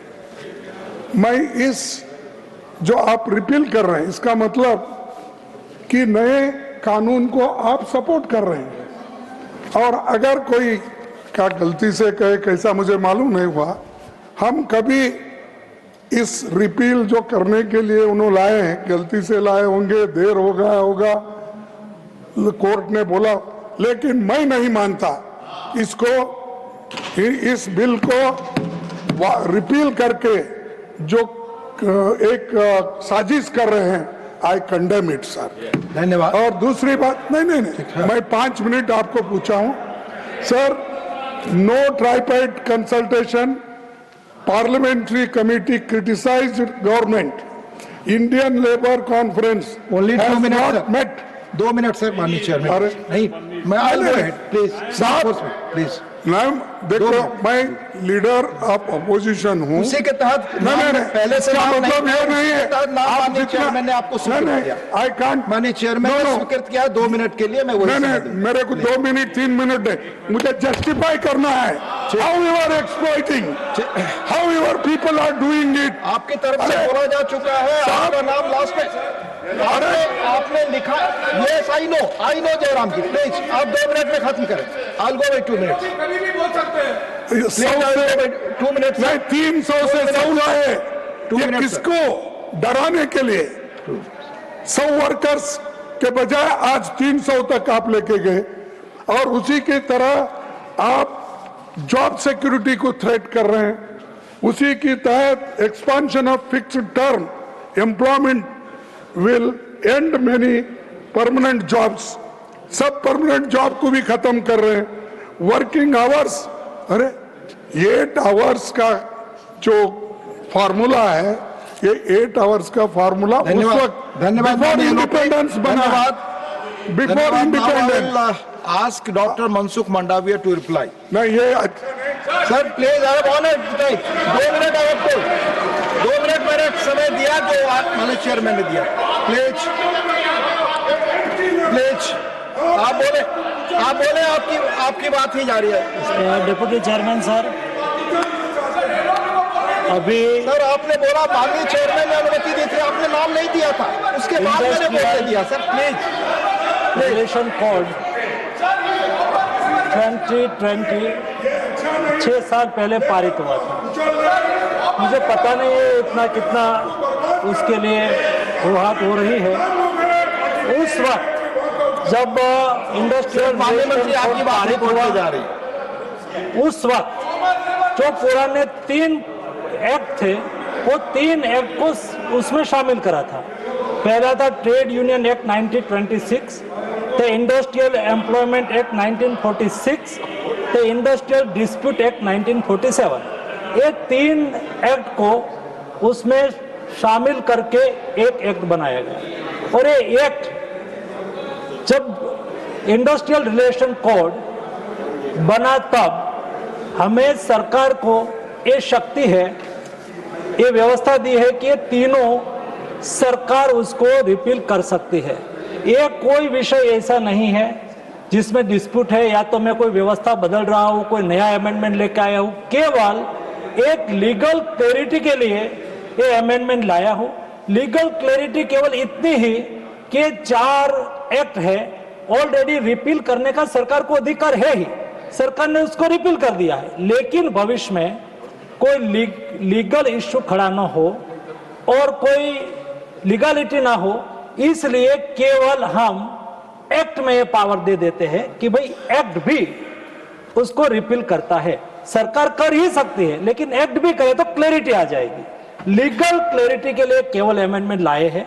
उसमें हमने कहीं ना कोई स्टैंडिंग कमेटी में भेजने की आवश्यकता है, ना कोई हमने ऐसे कोई चेंज कर दिया है. लेकिन भी कई कमेंट आ गई, कोई आवश्यकता नहीं थी कितनी सारी कमेंट करे. 12 घंटे काम लेंगे, 14 घंटे काम लेंगे. अरे भाई 12 घंटे का सवाल ही नहीं है. हमने तो लीगल बैकिंग दिया है कि 48 आवर से, यानी कि दिन में 8 घंटे और शायद 10 घंटा करा तो 48 घंटे से एक वीक में ज्यादा किसी को काम नहीं करना है, जो ILO के रूल्स को अलाइन करा है. हमने और कुछ नहीं करा है और यही डिमांड थी उसकी. लेकिन पॉलिटिकल यहाँ बताया गया कि 300 वर्कर्स हो तो फैक्ट्री बंद कर देंगे. कोई फैक्ट्री चालू करते हो, कोई बंद करने के लिए करेगा क्या? कोई चाहेगा इंडस्ट्रियलिस्ट की अपनी फैक्ट्री बंद कर दे? बंद कर दे, बंद कर दे, बंद कर दे, यही बोलते रहे. बंद ही करवानी है सभी फैक्ट्री. ये नरेंद्र मोदी की सरकार है जो लेबर का, वर्कर्स का रक्षण भी करना है, संरक्षण भी करना है और इंडस्ट्रीज को भी बचाना है. हमें इंडस्ट्रीज के खिलाफ नहीं होना चाहिए. आज दिन तक यही चला, इंडस्ट्रीज और वर्कर्स को सामने सामने रखा. कभी देश आगे नहीं बढ़ सकता. इंडस्ट्रीज और वर्कर्स दोनों के बीच में संतुलन होना चाहिए, जिसमें वर्कर्स को का संरक्षण मिलना चाहिए ये हमने प्रायोरिटी सुनिश्चित करी है। मैंने डिटेल लोकसभा में भी उसका जवाब दिया है। हड़ताल का आप हड़ताल नहीं कर सकते हैं, कई चंद ट्रेड यूनियन ने हड़ताल बोला था, आज देखा देश की जनता ये बात को नहीं मानती है। 17 ट्रेड यूनियन ने आके कहा कि ये गलत है, कोई हड़ताल नहीं करनी चाहिए। सरकार ने जो लेबर कोड लाए हैं वो सही है, हम उसको समर्थन करते हैं। उसके फेवर में दो सर्वेक्षण भी आ गया, सर्वे भी आ गया। सर्वे में वर्कर्स ने 60% वर्कर्स ने कहा कि हमारा हितैषी है।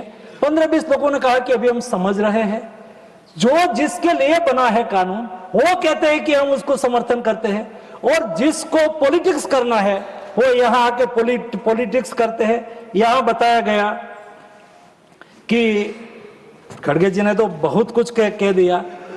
ये एक्ट में हमने प्रावधान करा है आज तक वेतन कम हो जाएगा, यहां ऐसा बोला गया वेतन कम हो जाने का सवाल ही नहीं है।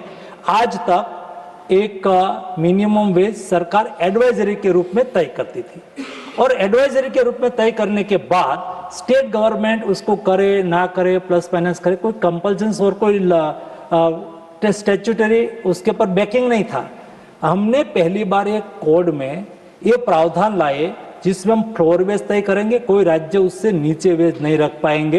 ये वेज बढ़ा के नहीं बढ़ा, वो कहते हैं कि उसमें। दूसरा, यहां बहुत कुछ बोलते हैं चेयरमैन साहब, मुझे शॉर्ट में ही कहना, मैंने 45 मिनट्स लोकसभा में कहा, यहां शॉर्ट में 4-5 बात रख के मेरी बात खत्म करता हूं।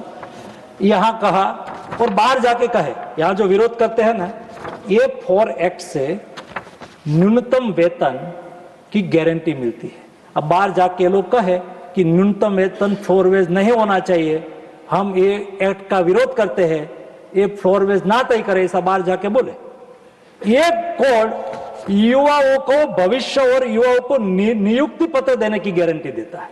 ये 4 कोड युवाओं को नियुक्ति पत्र देना, यानी कि किसी ने कोई जगह पे एस्टेब्लिशमेंट में कोई काम कर रहा है, उसका एक्सीडेंट हो गया, उसका पेट टूट गया, सोशल सिक्योरिटी के लायबिलिटी इंडस्ट्रीज पर आई, किसी का मृत्यु हो गया, किसी को कुछ हो गया, ऐसी स्थिति में कई ऐसी घटनाएं होती है, एस्टेब्लिशमेंट इंडस्ट्रीज कहती है कि मैं उसको जानता ही नहीं। लेकिन ये 4 कोड ये सुनिश्चित करता है कि किसी को भी नौकरी मिलेगी तो उसको अपॉइंटमेंट लेटर मिलेगा, लेटर में टर्म एंड कंडीशन होगी, एक दस्तावेज बन जाएगा, कभी कुछ भी होगा तो उन्होंने वहां नौकरी करी है, ये सुनिश्चित होगा। बाहर जाके करें विरोध, युवाओं को अपॉइंटमेंट लेटर नहीं मिलना चाहिए, हम उसके खिलाफ है, ऐसा जाके बाहर जाके करें विरोध। अल्लाह हो करते एक बार ये बताओ कि हम अपॉइंटमेंट लेटर का विरोध करते हैं, ऐसा बाहर जाके पुठिया बताए। पॉलिटिकल विरोध से कोई डिप्टी चेयरमैन साहब मतलब नहीं है। ये 4 लेबर कोड पहली बार स्टैट्यूटरी समान वेतन का अधिकार देता है। समान वेतन यानी कि कोई एक सेम काम महिला भी करे पुरुष भी करे, आज कोई उसको स्टैट्यूटरी बैकिंग नहीं था कि उसको समान काम के लिए समान वेतन मिले। ये कोड ने सुनिश्चित करा है कि उसको समान वेतन महिला और पुरुष को मिलेगा, समान वेतन, डिस्क्रिमिनेशन नहीं होगा। कोई महिला चाहे कि मुझे इंजीनियर हो, आज समय बदला है, आज हमारी बहन बेटियां इंजीनियर है, डॉक्टर है, टेक्नीशियन है, और वो चाहे कि मैं रात को भी काम करना चाहता हूं, वहां जो पूरी सेफ्टी का प्रबंध हो, और वो काम करना चाहे तो उसको काम करने का भी अधिकार देता है। और किसी ने करे ना वो विरोध, कभी किसी ने ओवर टाइम करा, कोई किसी को कुछ काम मिला हो और काम करते और उन्हें 8 घंटे से ज्यादा काम करा है, तो उसको डबल वेतन की नरेंद्र मोदी का 4 कोड गारंटी देता है, उसको डबल वेतन देना पड़ेगा। बाहर जाके करे विरोध कि डबल वेतन का विरोध कर रहे हैं। पॉलिटिकल विरोध करते और फिर भाग जाते, उसका तो कोई मतलब ही नहीं है। ये 4 लेबर कोड, डिप्टी चेयरमैन साहब, बीमारी तो कभी किसी को पूछ के नहीं आती, तो गरीब के यहां भी आती है, अमीर के यहां भी आती है, मजदूर के यहां भी आती है। कोई श्रमिक के यहां कोई बीमारी आ जाती है, वो सारे दिन काम में रहते हैं, सुबह से शाम तक काम करते, परिवार की जिम्मेवारी होती है। ऐसी स्थिति में छोटी मोटी बीमारी को उपेक्षा करते हैं। आज कैंसर जैसे डिसीज में 3rd स्टेज में जब डिटेक्ट होगा ना, तब जिंदा रहने की शक्यता संभावना कम हो जाती है। और कई हमारी महिला को ब्रेस्ट कैंसर पहले 1st स्टेज में होता है, तो उसको लगता है कि छोटा मोटा दर्द हो रहा है, वो उसको इग्नोर कर देती है। ये हमारा लेबर कोड देश में 40 एज से एबव कोई भी श्रमिक हो जिसकी एज 40 से एबव हो गई, साल में एक बार हेल्थ चेकअप की गारंटी देता है। 4 साल में एक बार उसका हेल्थ चेकअप करना है ताकि कोई छोटी मोटी बीमारी हो तो तुरंत ही डिटेक्ट हो जाए। डिटेक्ट हो जाने के बाद उसका इलाज हो जाए, वो स्वयं बच जाए, उसका परिवार बच जाए। ये बड़ा विचार करके मोदी जी ने ये लेबर फॉर्म के रूप में 4 लेबर कोड के रूप में बड़ा रिफॉर्म करा है। डाइजेस्ट नहीं हो पा रहा है, कई लोग ऐसा ही मानते थे। अभी मैं राज्य लोकसभा में एक रिप्लाई करके आया। अभी ESIC की हॉस्पिटल होती है, कामगार बीमा निगम की, उसमें मैंने प्रधानमंत्री जी ने मेडिकल कॉलेज चालू करना तय करा कि जो 200 से अधिक बेड है वहां मेडिकल कॉलेज दी। उसमें कामगार के बेटे बेटी को रिजर्वेशन दिया गया, मजदूर के बेटे बेटी को रिजर्वेशन दिया गया।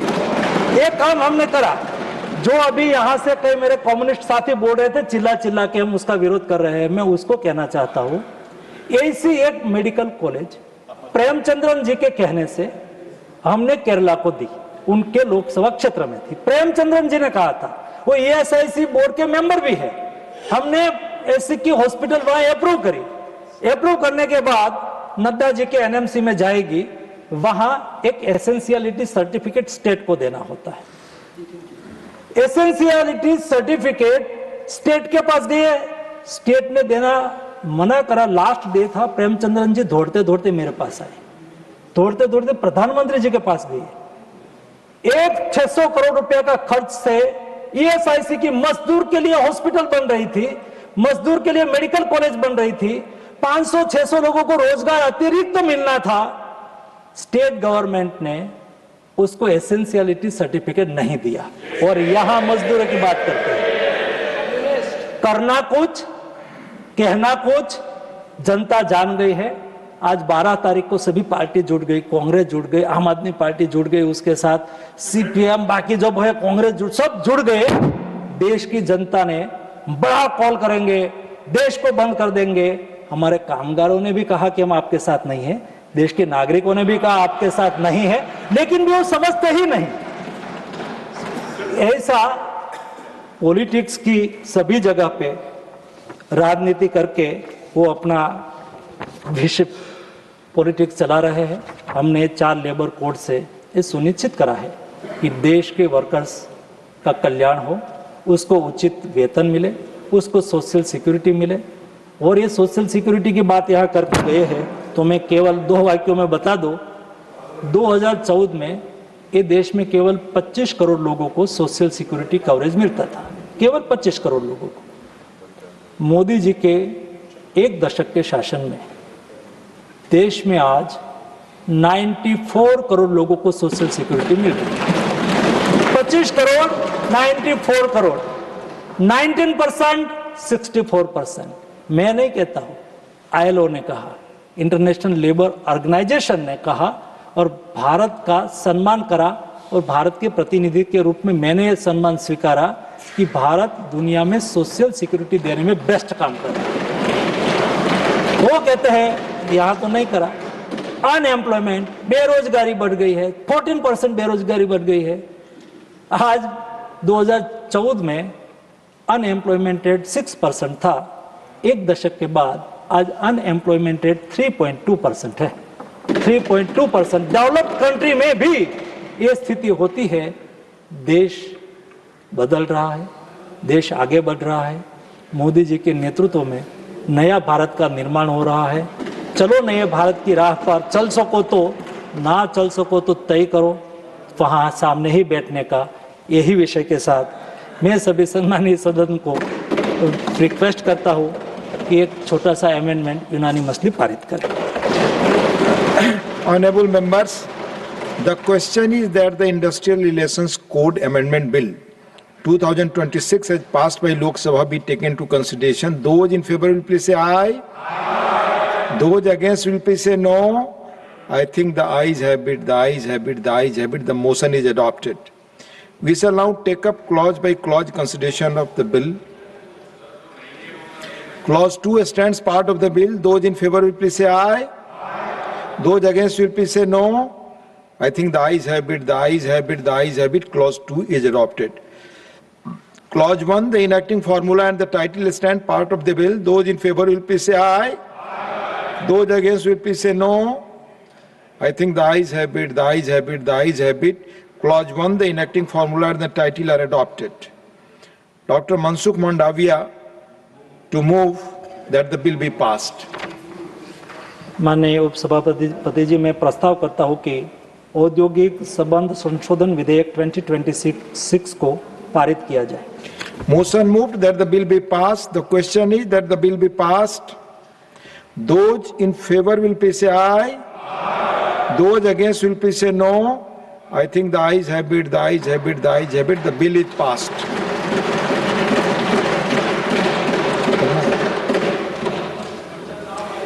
Special mentions, Shriman Ghulam Ali. Thank you, Chairman, sir. I draw attention of the government to the continued delay in completing the recruitment process for assistant professors post in Gojri and Pahadi subjects. Please. In the universities of the union. Please. In the universities of the Union Territories of Jammu and Kashmir, Gojri and Pahadi are languages belongs to the people mentioned under the 6th schedule of the Constitution. Sir, and their promotion and academic development are constitutional obligations. Neglecting recruitment in these subjects weakens academic standards and marginalizes large linguistic communities. These teaching posts have been notified along with other subjects number of times since 2013. While the recruitment process for other subjects has been completed, interviews for Gojri and Pahadi alone have not been held. This has adversely affected students, research scholars, and qualified candidates associated with these subjects. It must also be acknowledged that speakers of Gojri and Pahadi have made significant sacrifices in the fight against militancy and have consistently contributed to national security, peace, and stability in the region. Ignoring their languages in academic institutions sends a discouraging message to communities that have stood firmly with the nation. I therefore urge the government to ensure that pending interviews are conducted at the earliest, so that justice is done and both Gojri and Pahadi language get their due. Shukriya. Thank you. Sri Rangaura Narjari. Thank you, sir, for giving me the opportunity. So my subject is demand to construct flyover at the railway crossing at Odalguri, Tongla and Goresar town in Bodoland Territorial Region, Assam. So the Bodoland Territorial Region was created through the signing of MU agreement between FSU All Bodo Students Union and other associate organizations like NDB and UBPO in 2020. One of the objectives of the accord was to ensure accelerated development of tribal areas. The commitment for construction of flyover at Odalguri and Tongla in Odalguri district and Goresar in Tamilpur district at a railway crossing falling in the BTR region was laid in the clause number 10.1 of the BTR Accord 2020. Odalguri is a district headquarters bifurcated by the railway tracks into two parts. Students, business, community and publics are to cross railway gate, losing their real-time movement for their business. The construction of flyover at the railway crossing is necessary for seamless movement of the public, students and business community for their daily business, avoiding probable incidents.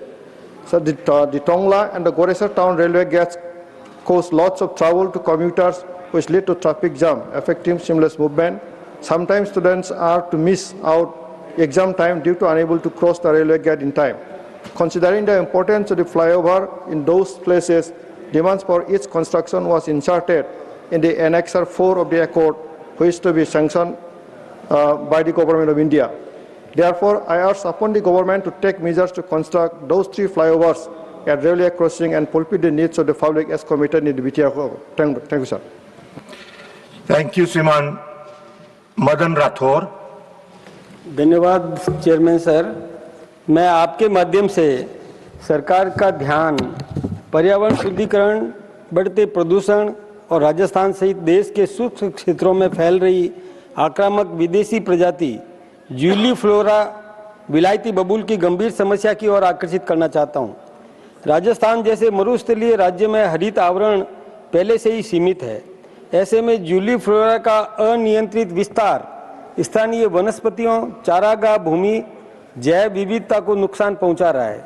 यह पौधा भूजल का अत्यधिक दोहन करता है और कृषि भूमि की उर्वरता को भी प्रभावित करता है। पर्यावरण शुद्धिकरण के लिए आवश्यक है कि व्यापक स्तर पर वृक्षारोपण अभियान चलाया जाए, जिसमें विशेष रूप से राजस्थान में खेजड़ी, नीम, रोहिड़ा, पीपल जैसे देसी एवं पर्यावरण अनुकूल पौधों को प्रोत्साहित किया जाए। विद्यालयों, पंचायतों, स्वयंसेवी संस्थाओं तथा बीबीजी रामजी जैसी योजनाओं के माध्यम से जन भागीदारी सुनिश्चित की जानी चाहिए। अतः मेरी सरकार से मांग है कि जूली फ्लोरा के चरणबद्ध उन्मूलन हेतु राष्ट्रीय कार्य योजना बनाई जाए। राजस्थान सहित प्रभावित राज्यों में विशेष वृक्षारोपण अभियान चलाया जाए। देसी प्रजातियों के संरक्षण एवं संवर्धन को प्राथमिकता दी जाए। यह विषय केवल पर्यावरण का ही नहीं बल्कि आने वाली पीढ़ियों के भविष्य का प्रश्न है। सरकार से अनुरोध है कि इस दिशा में प्रभावी कदम उठाए जाएं। धन्यवाद। धन्यवाद। श्रीमती सुधा मूर्ति। Thank you, sir, for giving me an opportunity. My subject is concern over rising cases of PCOS in adolescent girls. I draw the attention of the government to a growing but largely neglected health concern affecting adolescent girls in our country. The polycystic ovary syndrome or PCOS. PCOS is commonly understood as a condition affecting adult women. However, research shows that the pooled prevalence of PCOS among Indian adolescent girls is high, approximately 1 in 5. A significant proportion of teenage girls are at risk at a very early stage of life. However, the challenge is that the PCOS diagnosis is adolescence is delayed until serious complications emerge. Symptoms such as irregular menstrual cycles, acne, weight gain, or mood swings are considered normal pubertal changes. If not identified and managed early, PCOS can lead to long-term metabolic, reproductive, and mental health consequences, including type 2 diabetes, cardiovascular risks, infertility, anxiety, and depression. India currently lacks national guidelines specially focused on the diagnosis and management of PCOS in young girls. There is also no systematic mechanism for screening, counseling, or lifestyle guidance within school health services. Early lifestyle interventions focused on nutrition, physical activity, and mental well-being have been shown to reduce the severity and long-term impact of PCOS significantly. I humbly urge the government to consider integrating PCOS awareness and early intervention into existing adolescent health programs, developing age-appropriate national guidelines, and strengthening lifestyle education in schools and community health settings. Early action will protect the health of young girls and contribute to a healthier future generation. Thank you very much, sir. Thank you, Srimati Mamata Mahanta. Not present. Shriman Kartikeya Sharma. Not present. Srimati Fulo Devi Netam. उपसभापति महोदय, यहाँ एक गंभीर विषय है कि कृषि प्रधान देश में कुछ किसान आत्महत्या करने पर मजबूर हैं। इसके कारणों में आर्थिक कारण सबसे प्रमुख है। किसान बैंकों और साहूकारों से कर्जा लेकर खेती करता है, फसल खराब होने पर कर्जा नहीं चुका पाता और परेशान होकर आत्महत्या कर लेता है। एक दूसरा कारण है और भी है जिस पर आज विचार करने की आवश्यकता है। किसान जब अपनी उपज बेचने जाता है तो कई दिनों तक उसे टोकन नहीं मिलता और जब सरकार खरीदी बंद कर देती है तो उसे कम दाम पर बाजार में अपनी उपज को बेचना पड़ता है। ऐसी स्थिति में भी किसान कर्ज में डूब जाता है। उदाहरण के तौर पर जब छत्तीसगढ़ में किसान कुछ खरीद केंद्रों में धान लेकर गए तो उन्हें टोकन नहीं दिए गए। इस अव्यवस्था के कारण छत्तीसगढ़ के महासमुंद, कोरबा, मोहला मानपुर और जांजगीर चांपा में कई किसानों ने आत्महत्या कर ली। अतः सरकार से मेरा निवेदन है कि अंतिम किसान तक टोकन का वितरण और उनकी उपज की खरीदी को सुनिश्चित किया जाए। टोकन नहीं मिलने और खरीदी नहीं होने के कारण आत्महत्या करने वाले छत्तीसगढ़ के किसानों का पूरा कर्जा माफ किया जाए और पीड़ित परिवार को मुआवजा दिया जाए। धन्यवाद। धन्यवाद। संत बलवीर सिंह। धन्यवाद उप चेयरमैन। सब साथियों को प्यार भरी सत श्री अकाल। साडा विषय है पंजाब विच कैंसर तो पीड़ित हो रही औरतों के मामलों में चिंताजनक वाधा। चेयरमैन साहब, असीं अपने संबोधन राही दसना चाहुंदे हां कि पंजाब विच कैंसर तो पीड़ित औरतों के मामले तेजी नाल वध रहे हैं, जो चिंताजनक स्थिति दर्शाउंदे है। इसे सदन विच मानयोग मंत्री जी वालों पंजाब विच कैंसर नाल पीड़ित औरतों की मौत बारे विस्तार नाल जानकारी दी गई है। साल 2025 दौरान पंजाब विच 2700 करीब औरतों की मौत कैंसर नाल हुई है, जिहड़ा औसतन हर दिन 8 औरतों की जान का कारण बन रहा है।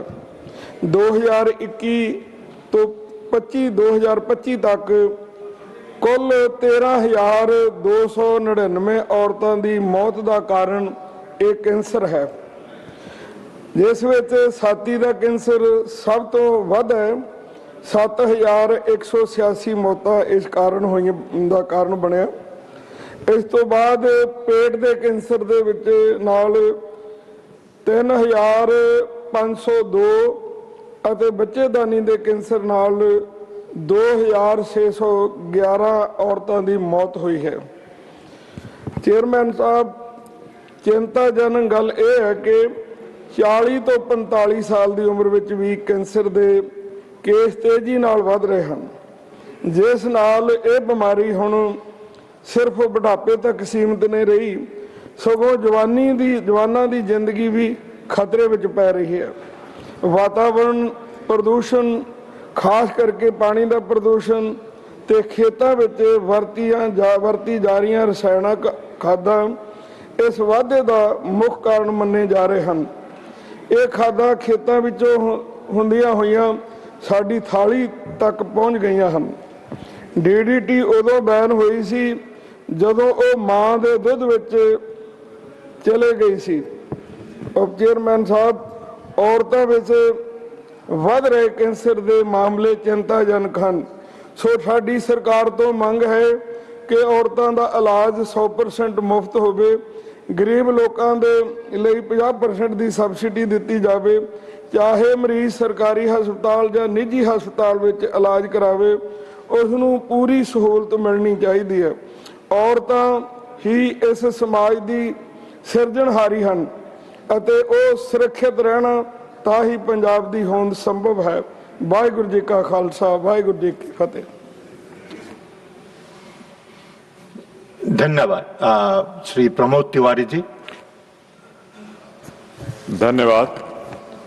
हाल ही में 5 फरवरी 26 दिल्ली के जनकपुरी क्षेत्र में एक अत्यंत दुखद घटना घटी, जिसमें एक युवा अपने कार्यालय से घर लौटते समय दिल्ली जल बोर्ड द्वारा खोदे गए एक बड़े और असुरक्षित गड्ढे में अपनी मोटरसाइकिल सहित गिर गया, जिससे उसकी दर्दनाक मृत्यु हो गई।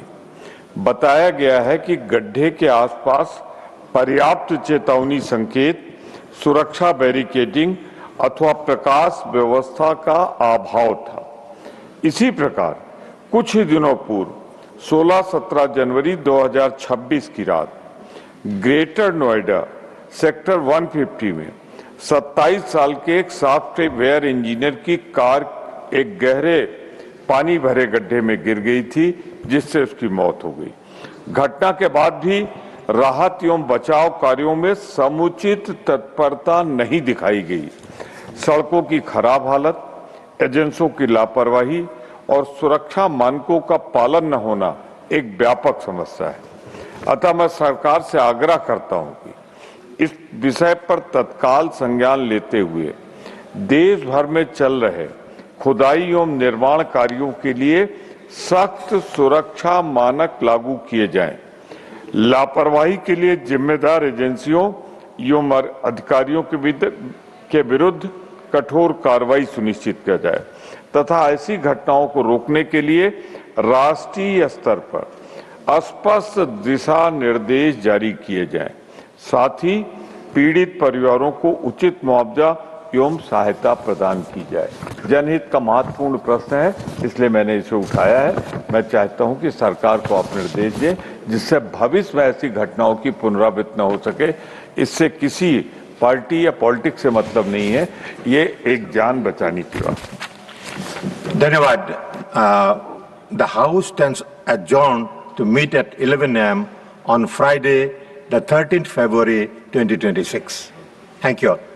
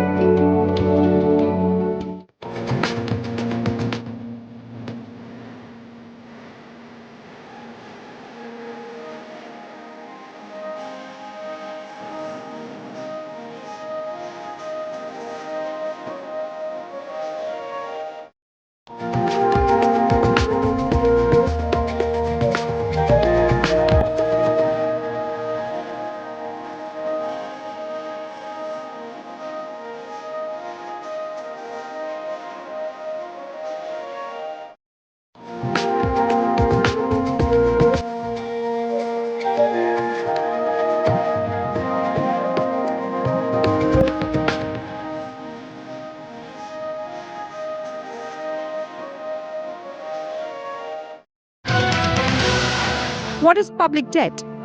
The difference between the borrowings and repayments during a year is the net addition to the public debt. Public debt is split into the internal debt, money borrowed within the country, and external debt, funds borrowed from non-Indian sources. Internal debt comprises treasury bills, market stabilization scheme, ways and means advance, and securities against small savings.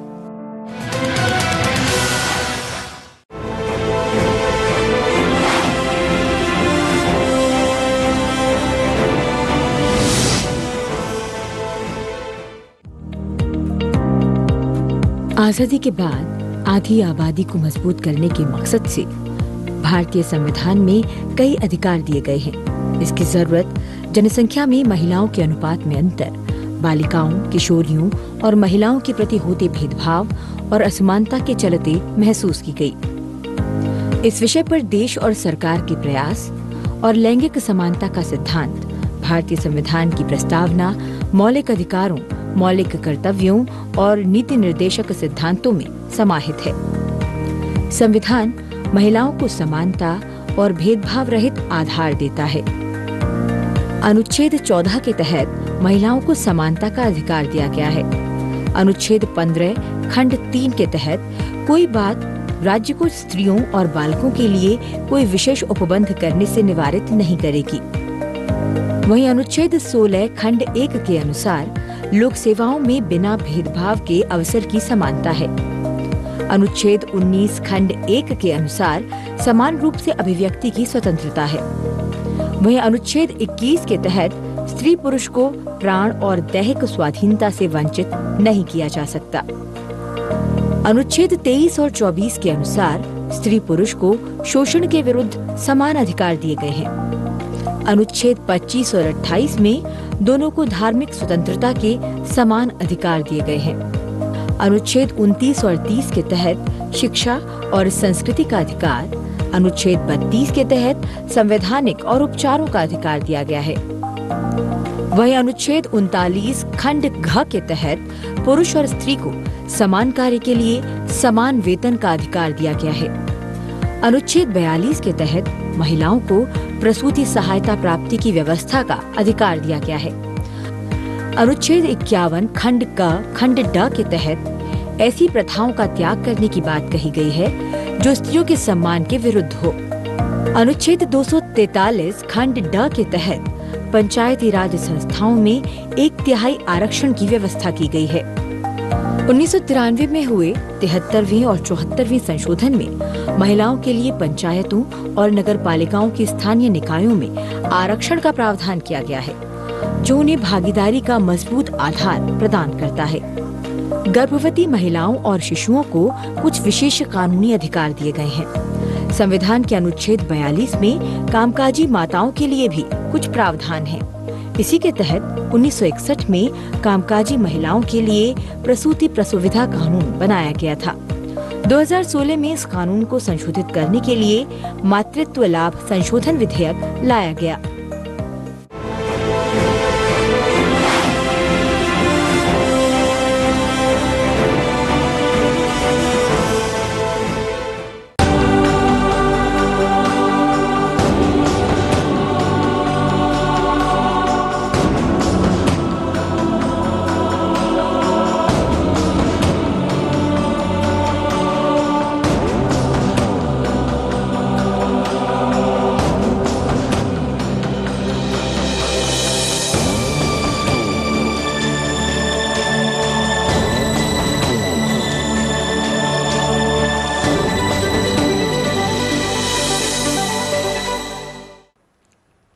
Namaskar viewers, welcome to Sansad TV. I am Namrata Singh and you are watching Explained, the show where we take up key topics and understand how artificial intelligence, progressing faster than ever, is shaping India with insights from domain experts. So India has taken a decisive step towards shaping a safe, inclusive and human-centric AI future.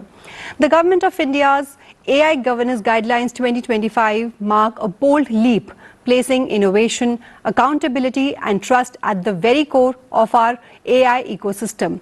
At a time when the world is debating over the risks and rewards of the artificial intelligence, India has chosen a path rooted in clarity, balance and cultural grounding. This policy sees AI not just as something to regulate, but as an opportunity to empower citizens, businesses and innovators without slowing down innovation. This is not just another policy. It is a statement of intent that India will lead in building AI that is safe, fair and human-centric. The guidelines were formally unveiled by Professor Ajay Kumar Sood, Principal Scientific Advisor to the Government of India, in the presence of senior leadership from the Ministry of Electronics and Information Technology, among others. So to understand what this means for enterprises, developers and everyday users, and how it supports secure and responsible AI adoption, we have a very special guest on our show today. I'm delighted to welcome Professor Ajay Kumar Sood, Principal Scientific Advisor to the Government of India of the Prime Minister's Science, Technology and Innovation Advisory Council.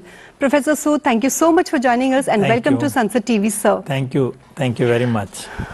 So, since you are the key figure in implementing the India AI mission, and you're also played a key role in shaping India's national AI strategy and governance framework.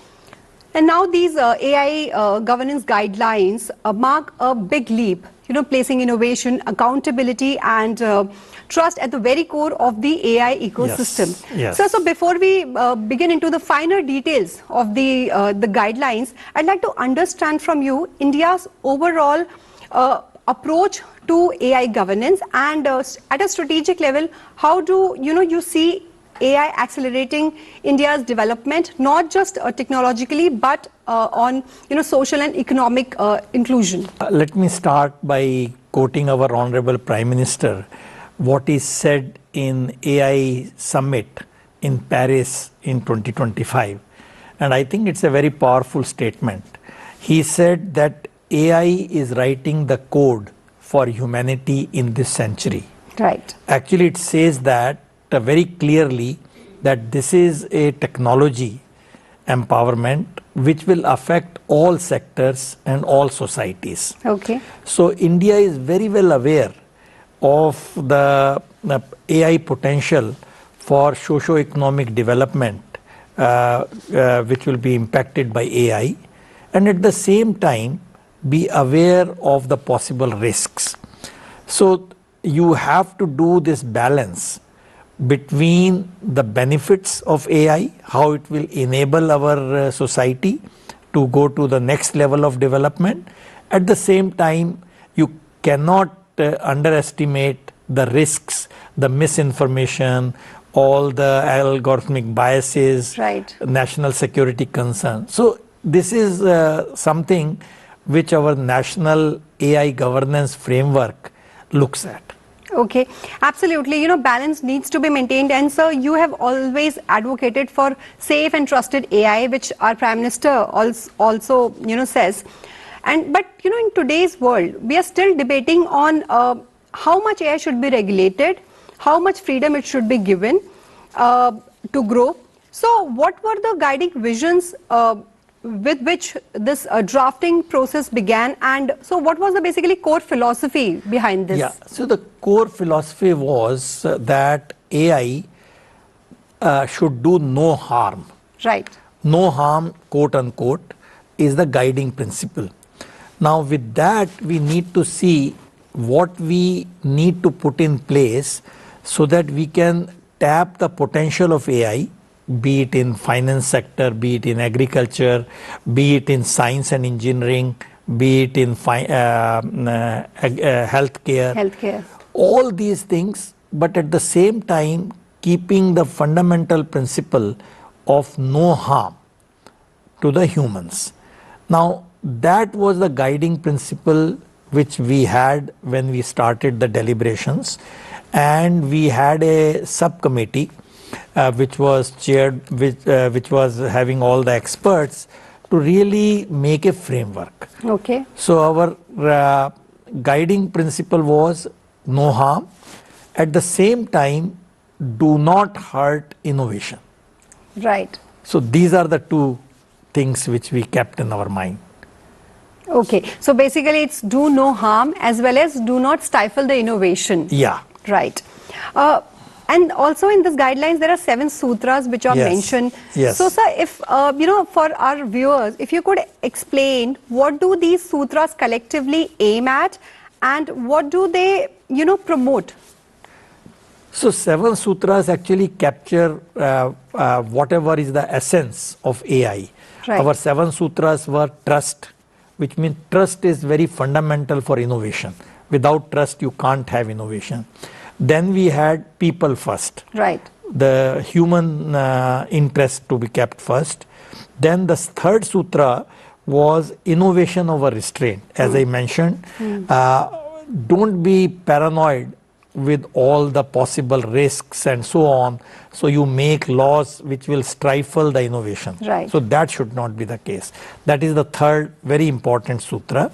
And the 4th one was fairness and equity, which means it has to be equitable. All sections of society, it cannot have a divide. It should serve all. Then we have accountability, which means whatever AI tells us, is it accountable?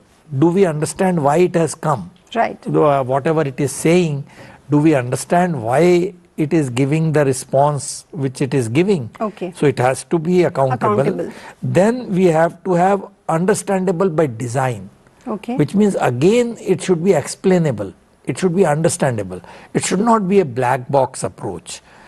So as much as possible we should do that. And then safety and resilience and sustainability. So if you look at all these things, these are technology agnostic. Okay. And sector neutral, all these. Okay. But if you ask me, of course, all 7 are important, but supposing I need to pick 1 or 2. Right, that was my next question. Right? Right. I know that people think 7 are too much. Right. Actually, it's all 7 are important, let me say. So it's like when you have 7 babies, you don't know which one to You won't be able to pick one. But if to prioritize, let me call it that way, not preference, it will be people first. Okay. That would be a very key point. And the second, as I mentioned earlier, innovation over restraint, which means India's commitment to innovation is paramount. Paramount. And we need to encourage our innovation ecosystem, science and technology people, all the sectors, to make sure that they can really tap the full potential of AI. So, and we will not have the hanging sword of control all the time. Right. It will be used when it is necessary, only depending on what is the nature of the risk and in what is the sector in which it is there, because there are many sectors where risks are not equal. In agriculture sector, risk could be different than the health sector. So we can't be having the same controls in all the sectors. So every sectors will have a different sort of a control. I will not call control. Okay. It will be the governance guidelines. Okay. So we are not calling it a regulation. Okay. We are calling it a governance framework where we say that, look, this is what we want to achieve in terms of serving a bigger goal for the society. But at the same time, you cannot wash your hands off from the risks which are many times unintentional, but many times intentional also. So we have to take care of that. Absolutely. So basically these guidelines are governance guidelines, not regulatory guidelines. Not regulatory guidelines. That is very important to mention. Yeah. So that's something which we should say very, very clearly. So as you rightly said, these are guidelines. These are not regulation. So now we have to see how it is done in practice, because now it has been launched and there is a very good acceptance of what we have put out. Okay. Because this framework was not made in a day.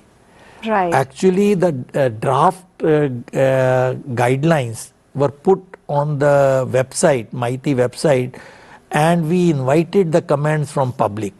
And you'll be happy to know that people reacted very positively to that, and we had almost like more than 1,000 comments on this, 600 to 1,000 depending on how, whether you can club them together.